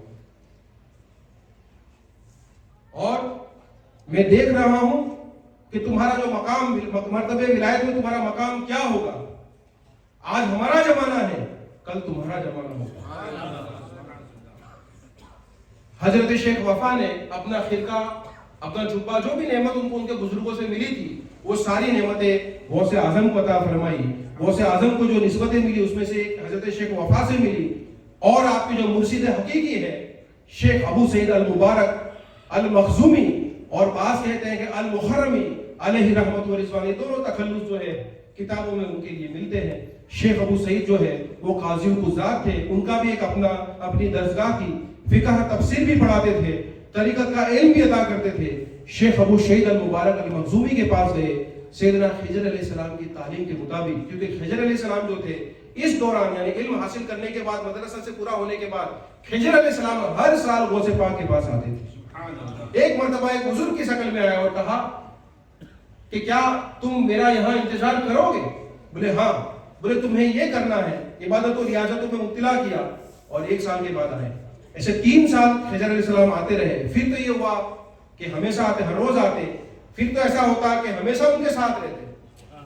جو فریکوینسی ہے سیدنا خضر علیہ السلام کی آپ کے ساتھ بڑھ گئی، اور آپ ہی کے اشارے سے آپ طریقت میں بیعت جو ہے مرید ہے شیخ ابو سعید المبارک المخزومی رضی اللہ تعالیٰ عنہ.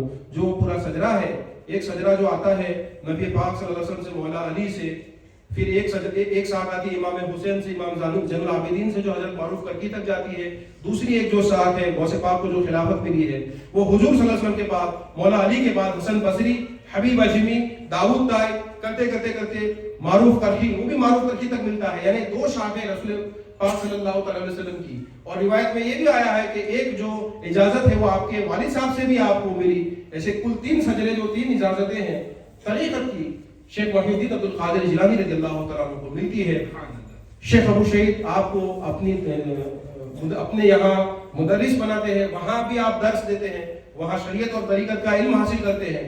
دوران آپ نے ایک مرتبہ ایک ایسا چلا کیا 40 دن تک شہرہ کے اندر کہ یہ کہا کہ جب تک مجھے کھانا خدا نہیں کھلائے گا، جب تک خدا کھانا نہیں کھلائے گا تب تک کھانا نہیں کھاؤں گا.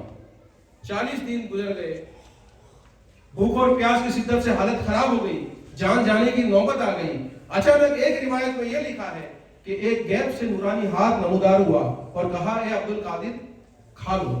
آپ نے سوچا کہ یہ پھر سے کوئی شیطان کا دھوکہ ہے.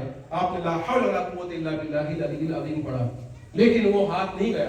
پھر سے کہا کہ اے عبد القادر خدا کھانا کھلانا چاہتا ہے، کھا لو.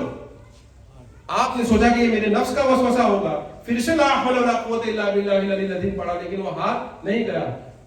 پھر سے آواز آئی کہ یہ کوئی شیطانی یا نفس کی طرف سے نہیں ہے کہ تمہارے لا حول پڑھنے سے چلا جائے گا، خدا تم کو کھانا کھلانا چاہتا ہے، کھا لو. آپ نے آنکھوں کھولی تو جو ہاتھ مبارک جو ہے وہ آپ کے پیر و مرشد شیخ ابو شہید کے ہاتھ کے جیسا نورانی نظر آیا.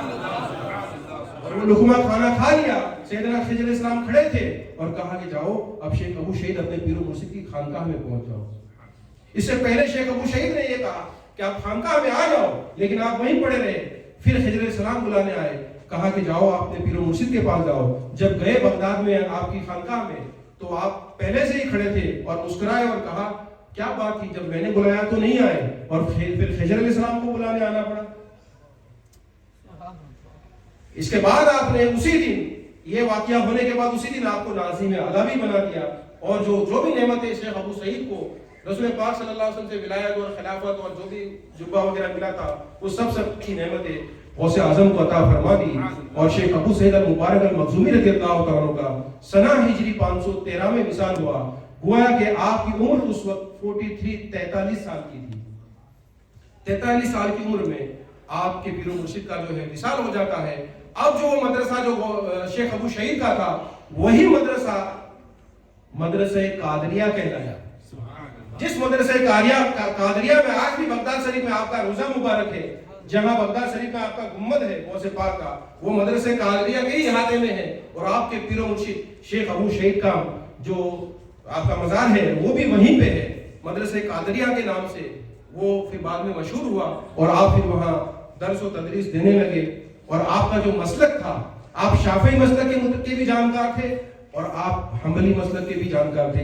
لیکن آپ کو حنبلی اس لیے کہا جاتا ہے کیونکہ حضرت امام شیرانی علیہ رحمۃ و رضوان اپنی کتاب میں فرماتے ہیں کہ شیخ ابو شہید جو تھے آپ کے پیر و مرشد یہ حنبلی تھے. اور 14 خاندان کے جتنے بھی اولیاء کرام ہیں ان کا یہ اصول ہوتا تھا کہ طریقت میں جتنے بھی اولیاء کرام ہوئے ہیں، 14 خاندان کے جتنے بھی سلاسل ہوئے، وہ سب کے سب اپنے پیر و مرشد کے مذہب پر ہوئے ہیں. چنانچہ بایزید بستامی رضی اللہ تعالیٰ عنہ جو تھے وہ حضرت امام جعفر صادق کے مذہب پر تھے. غوث پاک جو ہے وہ اپنے پیر و مرشد شیخ ابو شہید کے حنبلی مسلک پر تھے. شہاب الدین سہروردی جو تھے وہ شافعی تھے اور شیخ ابو علی فارمدی وغیرہ جو تھے وہ نقشبندی جو تھے وہ بھی شافعی تھے. اسی لیے امام غزالی بھی شافعی. تو اس طریقے سے یہ اصول تھا. تو الحمدللہ پھر غوث اعظم حنبلی ہوئے. اور آپ کا حنبلی ہونے کی ایک وجہ، ایک واقعہ یہ بھی ہے کہ یہ صاحب بہجت الاسرار نے سند اور روایت کے ساتھ ثبوت کے ساتھ لکھا ہے کہ ایک مرتبہ آپ حضرت چاروں اماموں سے ایک امام، ہمارے شریعت کے 4 امام ہیں اس میں سے ایک امام احمد بن حنبل رضی اللہ تعالیٰ کے مزار پر، آپ کی قبر اطہر پر بغداد شریف میں حاضر ہوتے ہیں. جب آپ حاضر ہوتے ہیں تو لکھا ہے کہ امام احمد بن حنبل بنفس و نفیس قبر سے باہر آتے ہیں، ظاہری طور پہ باہر آتے ہیں اور سلام کرتے ہیں اور آپ سے سینہ لگتے ہیں، آپ سے دعا کرتے ہیں اور کہتے ہیں کہ اے عبد القادر، میں علم حال میں اور علم قال میں تم سے فیض یافتہ ہوں.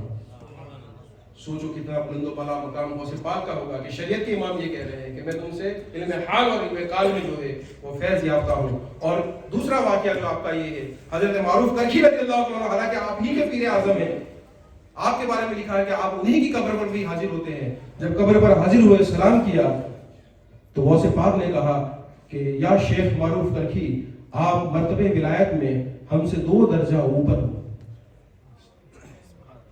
پھر اس کے بعد ایک مدت کے بعد واپس گئے. شیخ معروف کرخی نے کہا کہ سلام ہو تم پر اے اولیاء اللہ کے سردار. یہ جواب آیا قبر اطہر سے. اور اس کے بعد ایک مدت کے بعد گئے تو پھر آپ نے شیخ معروف کرخی سے یہ کہا کہ السلام علیکم یا شیخ معروف کرخی، ہم اب تم سے 2 درجہ مرتبہ ولایت میں اوپر ہیں. یعنی غوث پاک کو وہ مقام ہے، ولایت میں وہ مقام حاصل ہے. تذکرۃ الغوثیہ میں لکھا ہے کہ آپ ایک مرتبہ بستام، کیونکہ بستام بایزید بستامی کا بھی آپ کی پیدائش کا وہ اسی ضلع میں غوث پاک بھی غیلان میں پیدا ہوئے. تو بستام کے حضرت بایزید بستامی رضی اللہ عنہ کی قبر پر حاضر ہوتے ہیں. جب آپ کی قبر پر حاضر ہوئے، سلام کیا، فاتحہ خوانی کر رہی تھی، آپ کی ابتدا کا دور، آپ کے ذہن میں ایک خیال آیا کہ 2 چیزیں ولایت، مطلب ولایت میں تو میں اور بایزید دونوں برابر ہیں، لیکن 2 چیزیں ایسی ہیں کہ جو میرے پاس ہے بایزید کے پاس نہیں ہے. ایک تو یہ کہ محبوب ہوں، محبوب سبحانی ہوں، اور دوسرا یہ کہ میں اہل بیت سے ہوں. کیونکہ بایزید بستامی جو ہے ان کے دادا پارسی تھے، آتش پرست تھے اور پھر دین لائے تھے. اتنا آپ کو ذہن میں خیال آیا تو بایزید بستامی کی قبر پر یہ آثار نمودار ہوئے فارسی میں یہ لکھا تھا ہر کے عاشق سود جمال ذات را وہ است سید الجملہ موجودات را، وہ کہ جو جمال الہی کا عاشق ہو گیا، اللہ کی راہ میں فنا فی اللہ ہو گیا، وہ پوری کائنات کا سردار ہے، وہ پوری کائنات کا سید ہے۔ آپ نے یہ سوچا کہ میرے ذہن میں جو خیال آیا تھا، بایزید بستامی نے اس کا جواب دیا۔ یہ خیال گزرتے ہی حضرت بایزید بستامی رضی اللہ عنہ کی روح مبارک حاضر ہوتی ہے اور کہتی ہے الصلاۃ والسلام یا سید الاولیاء، گستاخی معاف ہو آپ ہمارے شراکوں پر، لیکن یہ جو آثار نمودار ہوئے ہیں یہ میری طرف سے نہیں ہوئے ہیں، یہ اللہ کی طرف سے ہوئے ہیں۔ تو یہ اللہ والوں کے مقامات ہیں۔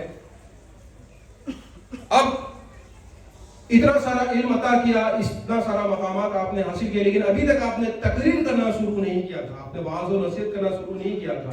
اب وقت آتا ہے وعظ و نصیحت کے لیے۔ تو ایک مرتبہ اللہ کے پیارے رسول حضرت محمد مصطفیٰ صلی اللہ علیہ وسلم آپ کے خواب میں آتے ہیں، مولا علی مشکل کشا کرم اللہ تعالی عزیز کے ساتھ آپ کے خواب میں آتے ہیں آپ کے جد امجد، اور کہتے ہیں کہ اے بیٹے عبد القادر تم تقریر کیوں نہیں کرتے؟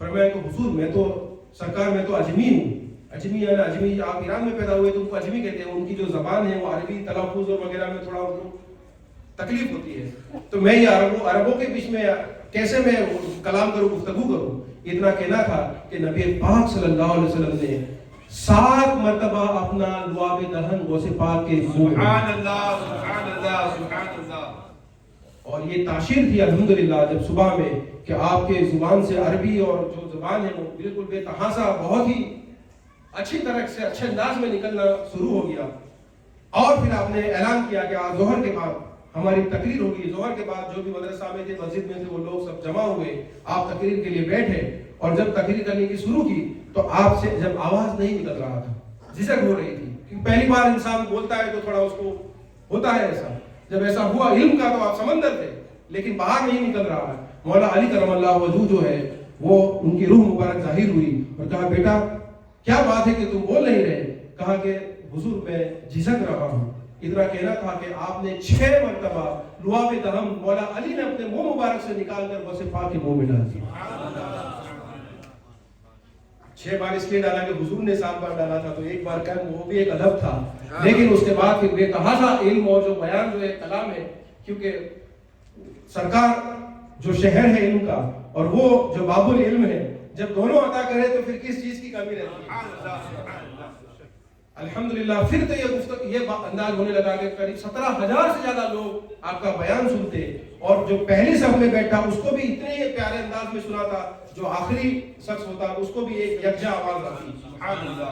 صاحب بہجت الاسرار نے لکھا ہے کہ اولیاء کرام جو ہے ان کی مجلس میں ہوتے تھے، بڑے بڑے اولیاء کرام، علامہ ابن جوزی جیسے بڑے شریعت کے امام جو ہے آپ کا بیان سننے کے لیے بیٹھتے تھے، اور اولیاء اللہ نے یہ لکھا ہے کہ ہم نے بارہا یہ دیکھا ہے کہ جب شیخ عبد القادر جیلانی کی مجلس سے واعظ ہوتی تھی تو حضرت محمد مصطفیٰ صلی اللہ علیہ وسلم جلوہ فرما ہوتے تھے، انبیاء علیہ السلام ہوتے تھے، رجال الغیب جو ہے غیب کے جو اولیاء کرام ہیں وہ سنتے تھے، فرشتے آتے تھے، اور عوام کا حضور اتنا ہوتا تھا، اتنا سب ہجوم ہو جاتا تھا کہ کچھ نظر ہی نہیں آتا تھا۔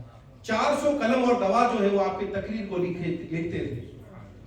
یہ جو ہے غوث پاک کا تھا۔ تو جو دین کو جلانے کی بات ہے، کیونکہ ایک مرتبہ غوث پاک فرماتے ہیں کہ میں شہرہ میں تھا، میں نے کسی بوڑھے شخص کو دیکھا، اور وہ بوڑھے شخص کو میں نے جب دیکھا کہ وہ ضعیف و ناتواں ہے، کمزور ہے، اور پکار رہا ہے کہ اے عبد القادر مجھے اٹھاؤ۔ آپ جاتے ہیں، اس کو پکڑ کر اٹھاتے ہیں، اس میں تر و تازگی، ایک نئی جان، نئی زندگی آ جاتی ہے، اور وہ ایک جوان کی طرح ہو جاتا ہے۔ کہتا ہے اے عبد القادر اللہ تمہارے درجات بلند کرے کہ میں دین اسلام ہوں، تو نے مجھے نئی زندگی عطا کی۔ سبحان اللہ سبحان اللہ۔ اس لیے آپ کو محی الدین، دین کو جلانے والا کہتے ہیں۔ تو یہ ہے میرے غوث پاک کی شان۔ درود پاک کا نذرانہ پیش کر لیں۔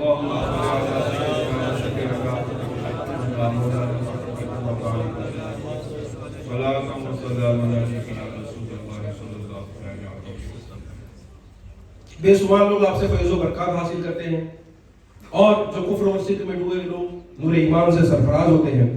غوث پاک ایک ایسی ہستی ہے الحمدللہ، اور جب اب وقت ہوتا ہے کہ اللہ کی طرف سے کہ اے عبد القادر کہہ دو، اور آپ نے منبر پر یہ کہا قدمی ھذا رکبۃ علی کل اولیاء اللہ، میرے قدم جو ہے تمام اولیاء اللہ کی گردنوں پر، اس وقت کہتے ہیں کہ اس مجلس میں 50 اولیاء کرام حاضر تھے اور ایک ولی کامل حضرت شیخ علی علیہ رحمۃ اللہ رضوان، وہ تو جب آپ نے یہ کہا آپ منبر پر گئے اور آپ نے اپنے ہاتھوں سے آپ کے قدم مبارک کو لے کر آپ کے کندھے پہ رکھا، اور ایک روایت میں آتا ہے کہ حضرت خواجہ معین الدین چشتی اجمیری علیہ رحمۃ اللہ رضوان نے بھی یہ کہا بل علی راسی، بے شک آپ نے صحیح کہا اور آپ نے بھی سر نیاز کو تسلیم کیا۔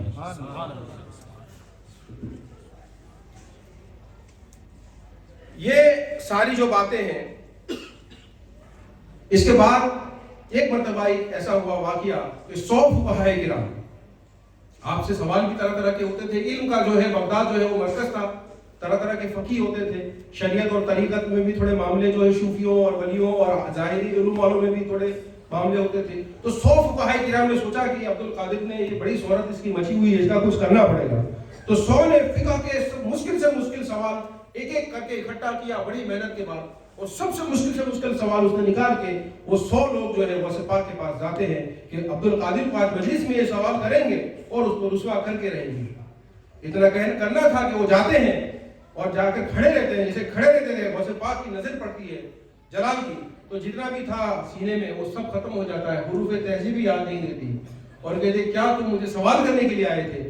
وہ ہر ایک فقی کا نام لیتے ہیں کہ تیرا یہ نام ہے، تیرا یہ سوال تھا اور تیرا یہ جواب ہے، تیرا یہ نام ہے، تیرا یہ سوال تھا اور تمام کے تمام 100 جتنے ہوتے ہیں ان کے سوالوں کے جواب عطا کر دیتے، وہ 100 کے 100 آپ کے قدموں میں گر جاتے ہیں، غوث پاک ان کو سینے سے لگاتے ہیں اور علم شریعت کے ساتھ علم طریقت بھی لوٹاتے ہیں، ان کو بھی اللہ کا ولی بنا دیتے ہیں۔ اللہ والوں کا یہ مقام ہے الحمدللہ۔ غوث پاک نے بے شمار مردوں کو زندہ کیا، اندھوں کو شفا یاب کیا، برس والے کوڑی جیسے عیسیٰ علیہ السلام اچھا کرتے تھے اچھا کیا، اور اب وقت آیا آپ کی غریب نواز سے ملاقات کا۔ اقتباس الانوار میں لکھا ہے، زبیرۃ الحقائق میں لکھا ہے، سیرت الاقطاب میں لکھا ہے، بے شمار کتابوں میں یہ لکھا ہے کہ غوث اعظم جیلانی رضی اللہ تعالیٰ عنہ، کیونکہ آپ تاجر بھی تھے، تاجر تھے، کسی کے پاس جو ہے وہ تحفے نظر نہیں لیا کرتے تھے۔ بغداد کے خلیفہ نے ایک مرتبہ سونے کی مہر کی ایک تھیلی بھیجی آپ کے پاس دینار کی، تو آپ نے انکار کیا، اس نے کہا کہ بہت اصرار کیا، تو آپ نے اس کو مٹھی میں لیا تو اس میں سے خون نکلا، بولے یہ دولت ہے تو نے لوگوں پر ظلم کر کے حاصل کی ہے، مجھے اس کی ضرورت۔ آپ کا جہازوں کا کاروبار تھا، بزنس تھا مال کا، اور اس میں الحمدللہ کافی اس میں منافع ہوتا تھا، اور اسی پیسے سے آپ مدرسے قادریہ اور خانقاہ اور سارے جو اخراجات تھے اسی سے کرتے تھے، اور اس سے آپ نے جہاں نوح علیہ السلام کی کشتی ٹھہری تھی، جودی پہاڑ کے پاس ایک قصبہ ہے جیال، اور جیال کے اندر آپ نے وہاں ایک پورا بڑا علاقہ خرید کر رکھا تھا، وہاں آپ اپنے اہل و عیال کے ساتھ، جو کہتے ہیں کہ بغداد شریف سے 7 دن کی سفر پر ہے، اگر چلتے یا سفر میں اس وقت کی مطابق، اگر ابھی تو جاؤ ٹرین میں تو الگ ہے، لیکن اس وقت جب اگر گھوڑے سے یا اس طریقے سے جاؤ تو 7 دن کی مسافت پر تھا جودی پہاڑ پہ، وہاں آپ مسکن ہوئے، اور صاحب سیر العارفین نے یہ لکھا ہے کہ میں اس قصبے میں گیا ہوں، یہ مصنف کہتا ہے کہ میں نے اس قصبے کی زیارت کی ہے، اور اس قصبے میں حضرت خواجہ معین الدین چشتی اجمیری رضی اللہ عنہ نے بھی ایک حجرہ بنوایا تھا، وہاں رہ کر غوث پاک سے فیض حاصل کرنے کے لیے آپ نے وہاں ایک حجرہ بنوایا تھا، اور آپ 5 مہینے اور 7 دن وہاں رہے اور عبادت حاصل کی، غوث پاک سے فیض و برکات آپ نے وہاں حاصل کیے، اور اس ملاقات کے دوران صابر پاک کی جو بصارت ہے وہ غوث پاک نے آپ کو اس طریقے سے کی تھی کہ اے معین الدین، عالم جبروت میں فاطمہ زہرا رضی اللہ تعالیٰ عنہ نے مجھے یہ بشارت دی ہے کہ میرے بیٹے عبد الوہاب کے بیٹے عبد الرحیم کے بیٹے ہوں گے علی احمد صابر کلیری، جو اللہ کے مقام میں ولایت میں بڑا مقام حاصل کریں گے، اور ان کے قہر سے کلیر نام کا ایک شہر ہے جو وہ خاک تر ہو جائے گا۔ تو اے معین الدین، وہ صابر کلیری جو میرا پوتا ہے وہ تمہارے سلسلے چشتیہ میں بیعت ہوگا، تو تم اپنے خلیفاؤں سے یہ وصیت کرنا کہ صابر کی تربیت صحیح طریقے سے کریں، کیونکہ جس دن سے عبد الوہاب غوث پاک کے صاحبزادے نے اپنے جسم میں قرار، حبل میں قرار پایا تھا ان کی والدہ کے، साबिर पाक उनकी पुस्त से पैदा होने वाले थे, क्योंकि गौसे पाक पर नबी पाक सल्लल्लाहु अलैहि वसल्लम के कदमों के निशान थे। शाबिर पाक की पुस्त पर जिब्रील अलैहिस्सलाम के परों के निशान थे, क्योंकि अलस्तु बिरब्बिकुम कालू बला शहीदना की जो गवाही बाबा फरीद गंज शकर अलैहि रहमत व रिजवान ने एक मर्तबा मजलिस में पूछी कि किसी को याद है, किसी ने जवाब नहीं दिया। साबिर पाक खड़े कहा पीरो मुर्शिद इजाजत हो तो मुझे याद है, मैं बयान करूं। बोले क्या? मैं बोले आपके पास खड़ा हुआ था और जब पहला हुक्म हुआ मैं अंबियाओं की सब की तरफ जाने लगा तो जिब्रील अलैहिस्सलाम ने देखा कि एक वली की रूह उठकर नबियों की सब में जा रही है, तो आपने पकड़कर मुझे आपके पास लाया। 3 बार जब ऐसा हुआ तो आखिर मर्तबा जिब्रील अलैहिस्सलाम ने मेरी पुष्ट पर हाजा वलीउल्लाह, ये अल्लाह के वली है, ऐसी मोहर लगा दी। बाबा फरीद ने कहा कि ये साबिर सिर्फ दावा करते हो या साबित भी कर सकते हो? किसी को खतरा आया होगा? बोले हुजूर अभी भी वो मौजूद है। बाबा फरीद ने आपका पैरन उठाया और वो हाजा वलीउल्लाह की मोहर देखी और उसे बोसा दिया, और तमाम हाजिरीन ने भी उसे बोसा दिया। गौसे पाक ने साबिर पाक पैदा होने वाले थे, इसीलिए उनके दादा हजरत अब्दुल वहाब को कभी पीठ नहीं दी।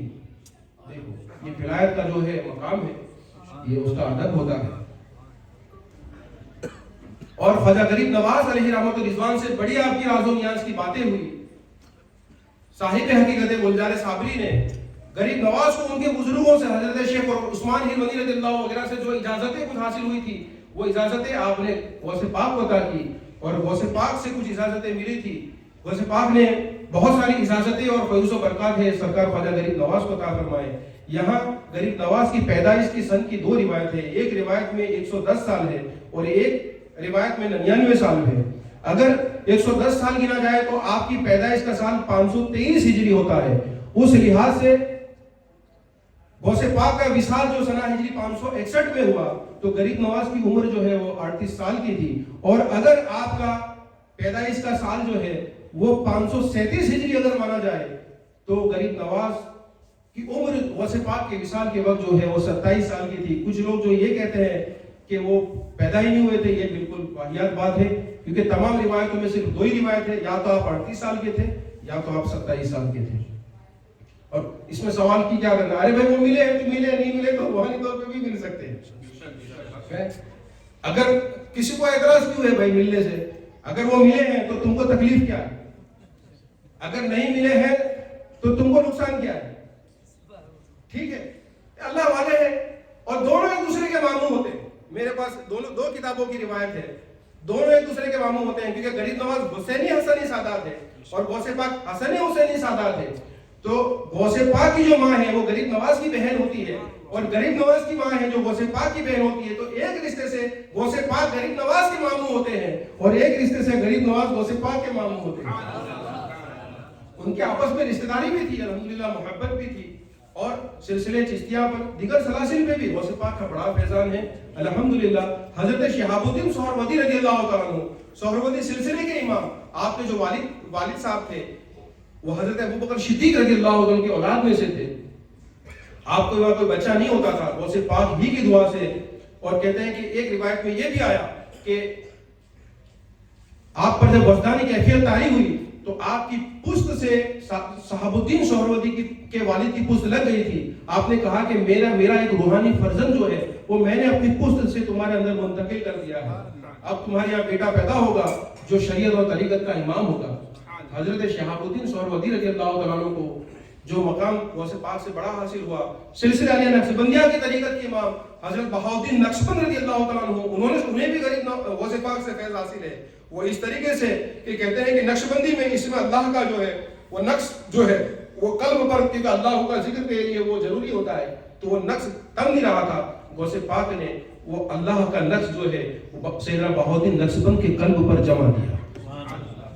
तो गौसे पाक ने ऐसा नहीं किया कि मैं सैयदुल औलिया हो गया तो अब सब खानकाएं बंद कर दो, सब सलासिल बंद कर दो और सब मेरे मुरीद हो जाओ। नहीं, गौसे पाक ने जो भी सिलसिला था, जो भी वली था, जो भी निस्बत थी, उसको उरूज अता किया, उसको तकवीयत अता की, उसके फैज़ में और इजाफा किया। तभी तो वो सैयदुल औलिया है, रहमतुल लिल आलमीन के नवासे। उनकी सीरत और सिफत तो ऐसी ही होती है कि जो अगर दूसरा भी आए तो उसे दुआ करे, उसके मर्तबे बढ़ाए, उसको दुआ करे। तो अल्हम्दुलिल्लाह बेशुमार औलिया किराम ने आपसे फैज़ हासिल किया। हजरत ख्वाजा खुतबुद्दीन बख्तियार काकी अलैहि रहमत व रिज़वान ने آپ کی تعریف میں پوری ایک منقبت لکھی ہے، بڑی وسیع منقبت لکھی ہے، اور شیخ ان کے جو جانشین شیخ الاسلام بابا فرید الدین گنج شکر رضی اللہ تعالیٰ عنہ کو تو غوث پاک سے خرقہ بھی حاصل ہے۔ بابا فرید کو ایک ایسی ہستی ہے الحمدللہ، کیونکہ آپ کو زہد الانبیاء کہتے ہیں، آپ کو غریب نواز سے بھی ملا، قطب الدین بختیار کاکی سے بھی ملا، اور غوث پاک سے بھی ملا۔ جب آپ بہت ریاضت کرنے کے بعد دہلی میں تھے، غریب نواز کا آخری سفر تھا، تو غریب نواز نے بابا قطب سے کہا کہ کوئی باقی رہ گیا ہے؟ کہا کہ ہاں حضور، ایک پرندہ ہے، تڑپ رہا ہے، آپ دونوں آ جاتے ہیں۔ بابا فرید ریاضت سے اتنی تکلیف، کھڑے بھی نہیں ہو رہے تھے، دونوں نے پکڑ کے، دادا پیر نے پکڑ کے کھڑا کیا، اور اس کا غریب نواز نے کہا کہ جب مجھے میرے شیخ عثمان میر بنی نے خلافت و ولایت عطا کی تھی، اس وقت 400 اولیاء اللہ، 22 کتب اور 33 خواجہ کے درجے سلب کر وہ اخذ کر کے مجھے عطا فرمائے، وہ سب میں نے فرید الدین کو عطا کیے۔ اور ادھر غوث پاک کی ایک وصیت تھی اپنے صاحبزادے حضرت شیخ عبد الوہاب رضی اللہ تعالیٰ عنہ کو، یعنی صابر پاک کے دادا کو یہ وصیت تھی۔ آپ کے پاس ایک زعفرانی دستار تھا رسول پاک صلی اللہ علیہ وسلم کا، اور ایک کانسا تھا جس میں حضور پاک صلی اللہ علیہ وسلم وضو کرتے تھے، پانی بھی پیتے تھے، کبھی کھانا بھی کھاتے تھے، جو کانسا مبارک تھا، اور ایک کینچی تھی اور چند تبرکات تھے، ایک پیٹی میں رکھ دیے تھے۔ آپ کے صاحبزادے نے کہا غوث پاک سے کہ حضور اس کا کیا کرنا ہے؟ بولے ایک مرد خدا آئے گا، اور جب وہ آئے گا تو میں قبر سے حکم کروں گا، اس وقت تم اسے عطا کر دینا۔ بابا فرید الدین گنج شکر جب غوث اعظم کے آستانے پہ قبر پر حاضر ہوتے ہیں تو لوگ وہاں کے انتظام والوں نے کہا کہ ابھی تو دروازہ بند ہو چکا ہے، ابھی آستانے میں نہیں جا سکتے، آپ دروازہ تالا لگا ہوا ہے، آپ دروازے کے پاس کھڑے رہتے ہیں اور کہتے ہیں الصلاۃ والسلام علیک یا محبوب سبحانی۔ قبر اطہر سے جواب آتا ہے وعلیکم السلام یا عاشق ربانی، اور تالا ٹوٹ کر دروازہ کھل جاتا ہے۔ یہ کرامت دیکھ کر آپ کے صاحبزادے اور دیگر جو بھی ہیں وہ سب آپ کے ساتھ آستانے شریف میں جاتے ہیں، اور اس وقت حضرت شیخ عبد الوہاب آپ کے صاحبزادے کو حکم ہوتا ہے غوث پاک کی طرف سے کہ وہ جو میں نے پیٹی میں جو تبرکات ہیں نبی پاک صلی اللہ علیہ وسلم کے وہ عطا کر دو۔ آپ نے کیے، اور امامہ شریف آپ نے اس طریقے سے پہنا بابا فرید نے کہ اس کا ایک چھیڑا جو ہے وہ ایک کنارہ غوث پاک کی قبر پہ رکھا اور ایک اپنے سر پہ رکھا، اور اس طریقے سے وہ زعفرانی بابا فرید نے پہن لیا۔ کچھ لوگوں کو سوال ہوتا ہے کہ سلسلہ عالیہ چشتیہ میں تو جمال ہے، یہ جلال کہاں سے آیا صابر پاک میں؟ تو یہ جو غوث پاک سے یہ خلافت اور یہ جو نسبت میری تھی، یہ بابا فرید گنج شکر کے سے وایا ہو کر صابریہ سلسلے میں گئی، اور صابر پاک میں یہ جو جلال آیا تھا، جو میں نے آپ کو ابتدا میں کہا کہ امام جعفر صادق رضی اللہ عنہ نے خواب دیکھا تھا مجلس محمدی کا۔ تو دوستو یہ بڑی نازک باتیں ہیں، سلاسل میں کوئی ایسا اختلاف نہیں ہوتا، یہ تو جاہل لوگ ہیں جو فتنے اور اختلاف مجا رہے ہیں۔ اختلاف کو تو میرے نبی نے رحمت کہا ہے، الاختلاف الامتی رحمت، لوگ اس کو رحمت بنا لیتے ہیں، اور سلاسل میں آپس میں محبت اور اتفاق ہوتا ہے۔ غوث پاک کے کئی صاحبزادے سلسلہ عالیہ چشتیہ میں بیعت ہیں۔ سید امام الدین جن کا مزار کلیر شریف میں ہے وہ بھی غوث پاک کے پوتے ہیں، چشتیہ سلسلے میں بیعت ہیں۔ تو ایسا کچھ نہیں ہوتا، جس کی جہاں روحانی نسبت ہوتی ہے وہ روحانی نسبت، جو روحانی فرزن جیسے جسمانی فرزن ہوتا ہے، کوئی روحانی فرزن ہوتا ہے، مجدد الفیشانی فرماتے ہیں، تو جہاں روحانی جس کی نسبت ہوتی ہے وہ وہاں چلا جاتا ہے۔ تو الحمدللہ یہ جو مقام ہے یہ بڑے بلند و بالا ہے۔ آخری بات، محدثوں کی بات ہوئی تو میں عبدالعزیز محدث اعظم دہلوی کو بھی کیوں بھول جاؤں، کیونکہ یہ بھی ایسی ہستی ہے جس کو اہل حدیث یا دیوبندی یا ہر عقیدے کا مانتا ہے ان کو۔ عبدالعزیز محدث اعظم دہلوی علیہ رحمۃ و رضوان میں اسی لیے کہ ان کو یہ کہتا ہوں جو لوگ نہیں مانتے کہ جس کو تم اپنا امام مانتے ہو، محدث مانتے ہو، ان کے ایمان اور عقیدے کیا تھے دیکھو تم، اور وہ بھی قرآن شریف کی تفسیر میں غوث پاک کا نام لکھا ہے۔ قرآن شریف کی تفسیر میں آپ نے تفسیر عزیزی جو قرآن پاک کی پوری تفسیر کی ہے، اس میں علم نشرح لک صدرک، آپ مجدد بھی ہے 12ویں 13ویں صدی کے، تو اکیلے ایسے ہے کہ 2 صدی کے مجدد ہے، محدث اعظم ہے، فقیہ ہے، اور خود علماء دیوبند لکھتے ہیں کہ علم فقہ میں، علم تفسیر میں ان کے برابر کوئی عالم 25% بھی عالم ان کے بعد پیدا نہیں ہو سکتا۔ اتنا 123 سال کی عمر تھی اور بڑا علم کا خزانے تھے الحمدللہ۔ لیکن وہ محدثوں کے عقیدے بھی ایسے ہوتے تھے، بزرگوں سے کیسی محبت کرتے ہیں کہ علم نشرح لک صدرک کی تفسیر آپ نے اسرار سے لبریز، بڑی نورانی تفسیر کی ہے۔ علم نشرح لک صدرک تو صورت ہی بڑی پیاری ہے، اس کی تفسیر بڑی اسرار سے کی ہے، اور اس میں آخر میں آپ نے لکھا محدث صاحب نے کہ امت محمدیہ صلی اللہ علیہ وسلم میں بھی حضور हुजूर सल्लल्लाहु अलैहि वसल्लम की शान महबूबी का एक हिस्सा अता हुआ है, शान महबूबी का एक सदका अता हुआ है। मसलन महबूब सुबहानी और सुल्तानुल मशाइख महबूब इलाही रज़ियल्लाहु अन्हु।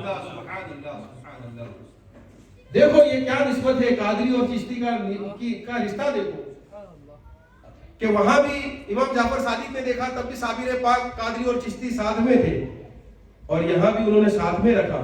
और अभी जो मैं किस्सा आपको बताता हूँ अबू अली शाह कलंदर अलैहि रहमत व रिज़वान का, कि अबू अली शाह कलंदर को जो महबूब इलाही ने अल्लाह के हुक्म से बैत की दावत दी, उन्होंने कहा देखते हैं कि तेरे पीर का मकाम, ए खुसरो अमीर खुसरो, तेरे पीर का मकाम मजलिस मोहम्मदी में है या नहीं, मुख्तसर शॉर्ट में आगे आपने सुन लिया है। तो वो देखने गए, सरकार मजलिस मोहम्मदी में ला मकाम में वो मजलिस नमी दानम चे मंजिल बूद के सब जाए के मनबूदम, बाहर सूरज से बिस्मिल बूद के शब जाए के मनबूदम, खुदा खुद मीर मजलिस बूद अंदर ला मकाम खुसरू, मोहम्मद सब में महफिल बूद के सब जाए के मनबूदम। मोहम्मद उस महफिल की शमा थे, उसका नूर थे। वहां गए, देखा कि भाई देखो ये सब लाइन में है, ये लाइन में है, गौस कुतुब अब्दाल अवतार, ये वो फला फला। बोले नहीं अब मैं कैसे बैत होता हूँ। वापिस मुंह लटका के आए, बोले खुसरो एक जगह बाकी रह गए, उनसे कहो कि अपने पीर को मैं ढूंढ लूंगा। दोबारा गए, बोले चलो। गए, सरकार ने कहा कि ढूंढ रहे हैं, कहा ऊपर चले जाओ। किसको ढूंढ रहे हो? महबूब को, ऊपर चले जाओ। ऊपर गए, वहां भी सरकार, क्योंकि नासूत मलकूत जबरूत लाहूत हर एक की रूहानी मकाम अलग अलग होता है, वहां भी थे सरकार, वहां भी मजलिस थी। कहा और ऊपर जाओ, वो उसके ऊपर गए, और ऊपर जाओ, उसके ऊपर गए, वहां भी सरकार मौजूद थे।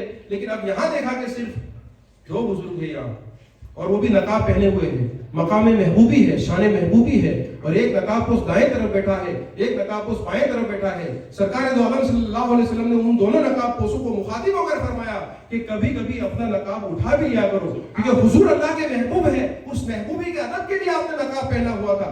क्योंकि लोगों को कभी ये शक सुबह हो जाता है कि तुम्हारा वजूद ही नहीं है यहाँ। जब दाईं तरफ थे उन्होंने नकाब उठाया तो महबूब सुबहानी गौसे आजम जिलानी, बाईं तरफ वालों ने नकाब उठाया तो सुल्तानुल मशाइख निजामुद्दीन महबूब इलाही। तो दोस्तों इस तरीके से अल्हम्दुलिल्लाह तमाम बुजुर्गों को आपसे फैज़ व बरक़ात हासिल हुए। अल्हम्दुलिल्लाह मेरे पास गौसे पाक के मलफूज़ात की एक किताब है, आज जो आपने खुद आपकी जो मजलिसें हैं, जो आपकी तालीम है, वो जमा है अल फतहुर रब्बानी। ये इसमें अल्हम्दुलिल्लाह अरबी भी इबारत के साथ है और इसमें साथ में उर्दू तर्जुमा भी है। ये आखिरी बात है, अपने इख्तिताम पे पहुंचता हूँ, लेकिन ये बात मुझे गौसे पाक की इतनी प्यारी लगी कि मेरा दिल बाग हो गया। मैंने शेखुल हदीस साहब को भी कल पढ़ाया था, तो मैं सोचता हूँ कि वो ये बात छोटी सी बात है, प्यारी बात सरकार की सिफत थी, तो आपको भी मैं वो सुना दूं गौसे पाक की बात। हुजूर पाक सल्लल्लाहु अलैहि वसल्लम, गौसे पाक लिखते हैं, हुजूर सल्लल्लाहु अलैहि वसल्लम अपनी हिम्मत व कल्ब से हमेशा अहलुल्लाह अल्लाह के वलियों के कुलूब के इर्द गिर्द से नहीं हटते। यानी सरकार दो आलम सल्लल्लाहु अलैहि वसल्लम हमेशा हर वक्त हर घड़ी जो है, जो खासाने खुदा है, अल्लाह के महबूब बंदे हैं, औलिया अल्लाह, उनके दिल के इर्द गिर्द ही रहते हैं। कितनी बड़ी बात है, इर्द गिर्द रहते हैं। वो मुअत्तर, और वही मुअत्तर वो खुशबूदार बनाने वाले हैं। उस कल्ब को, दिल जो वो वलियों के दिलों में जो खुशबू आती है, वो खुशबू जो है वो मेरे सरकार की खुशबू है। वही उनके बातिन के तस्फिया फरमाते हैं, यानी उनके बातिन में अगर कोई शफाई करनी है, तज़किया करनी है, नफ्स की तज़किया करनी है, तो वो भी हजरत मोहम्मद मुस्तफ़ा सल्लल्लाहु अलैहि वसल्लम खुद करते हैं।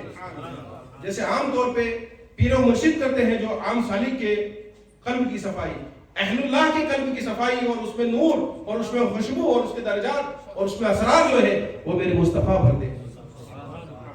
और वही उनको जीनत देने वाले हैं, और वही उनके लिए नजदीकी का दरवाजा खोलने वाले हैं, वही उनका बनाव सिंगार करने वाले हैं, वही दरमियान कुलूब असरार और दरमियान रब्बुल इज्जत के सफीर व कासिद है।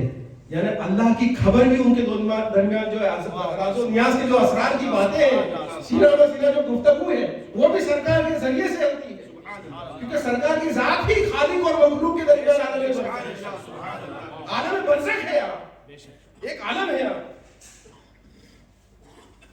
जब तू हुजूर सल्लल्लाहु अलैहि वसल्लम की तरफ एक कदम बढ़ेगा تو تیری فرحت بڑھتی ہی جائے گی، بڑھتی ہی جائے گی۔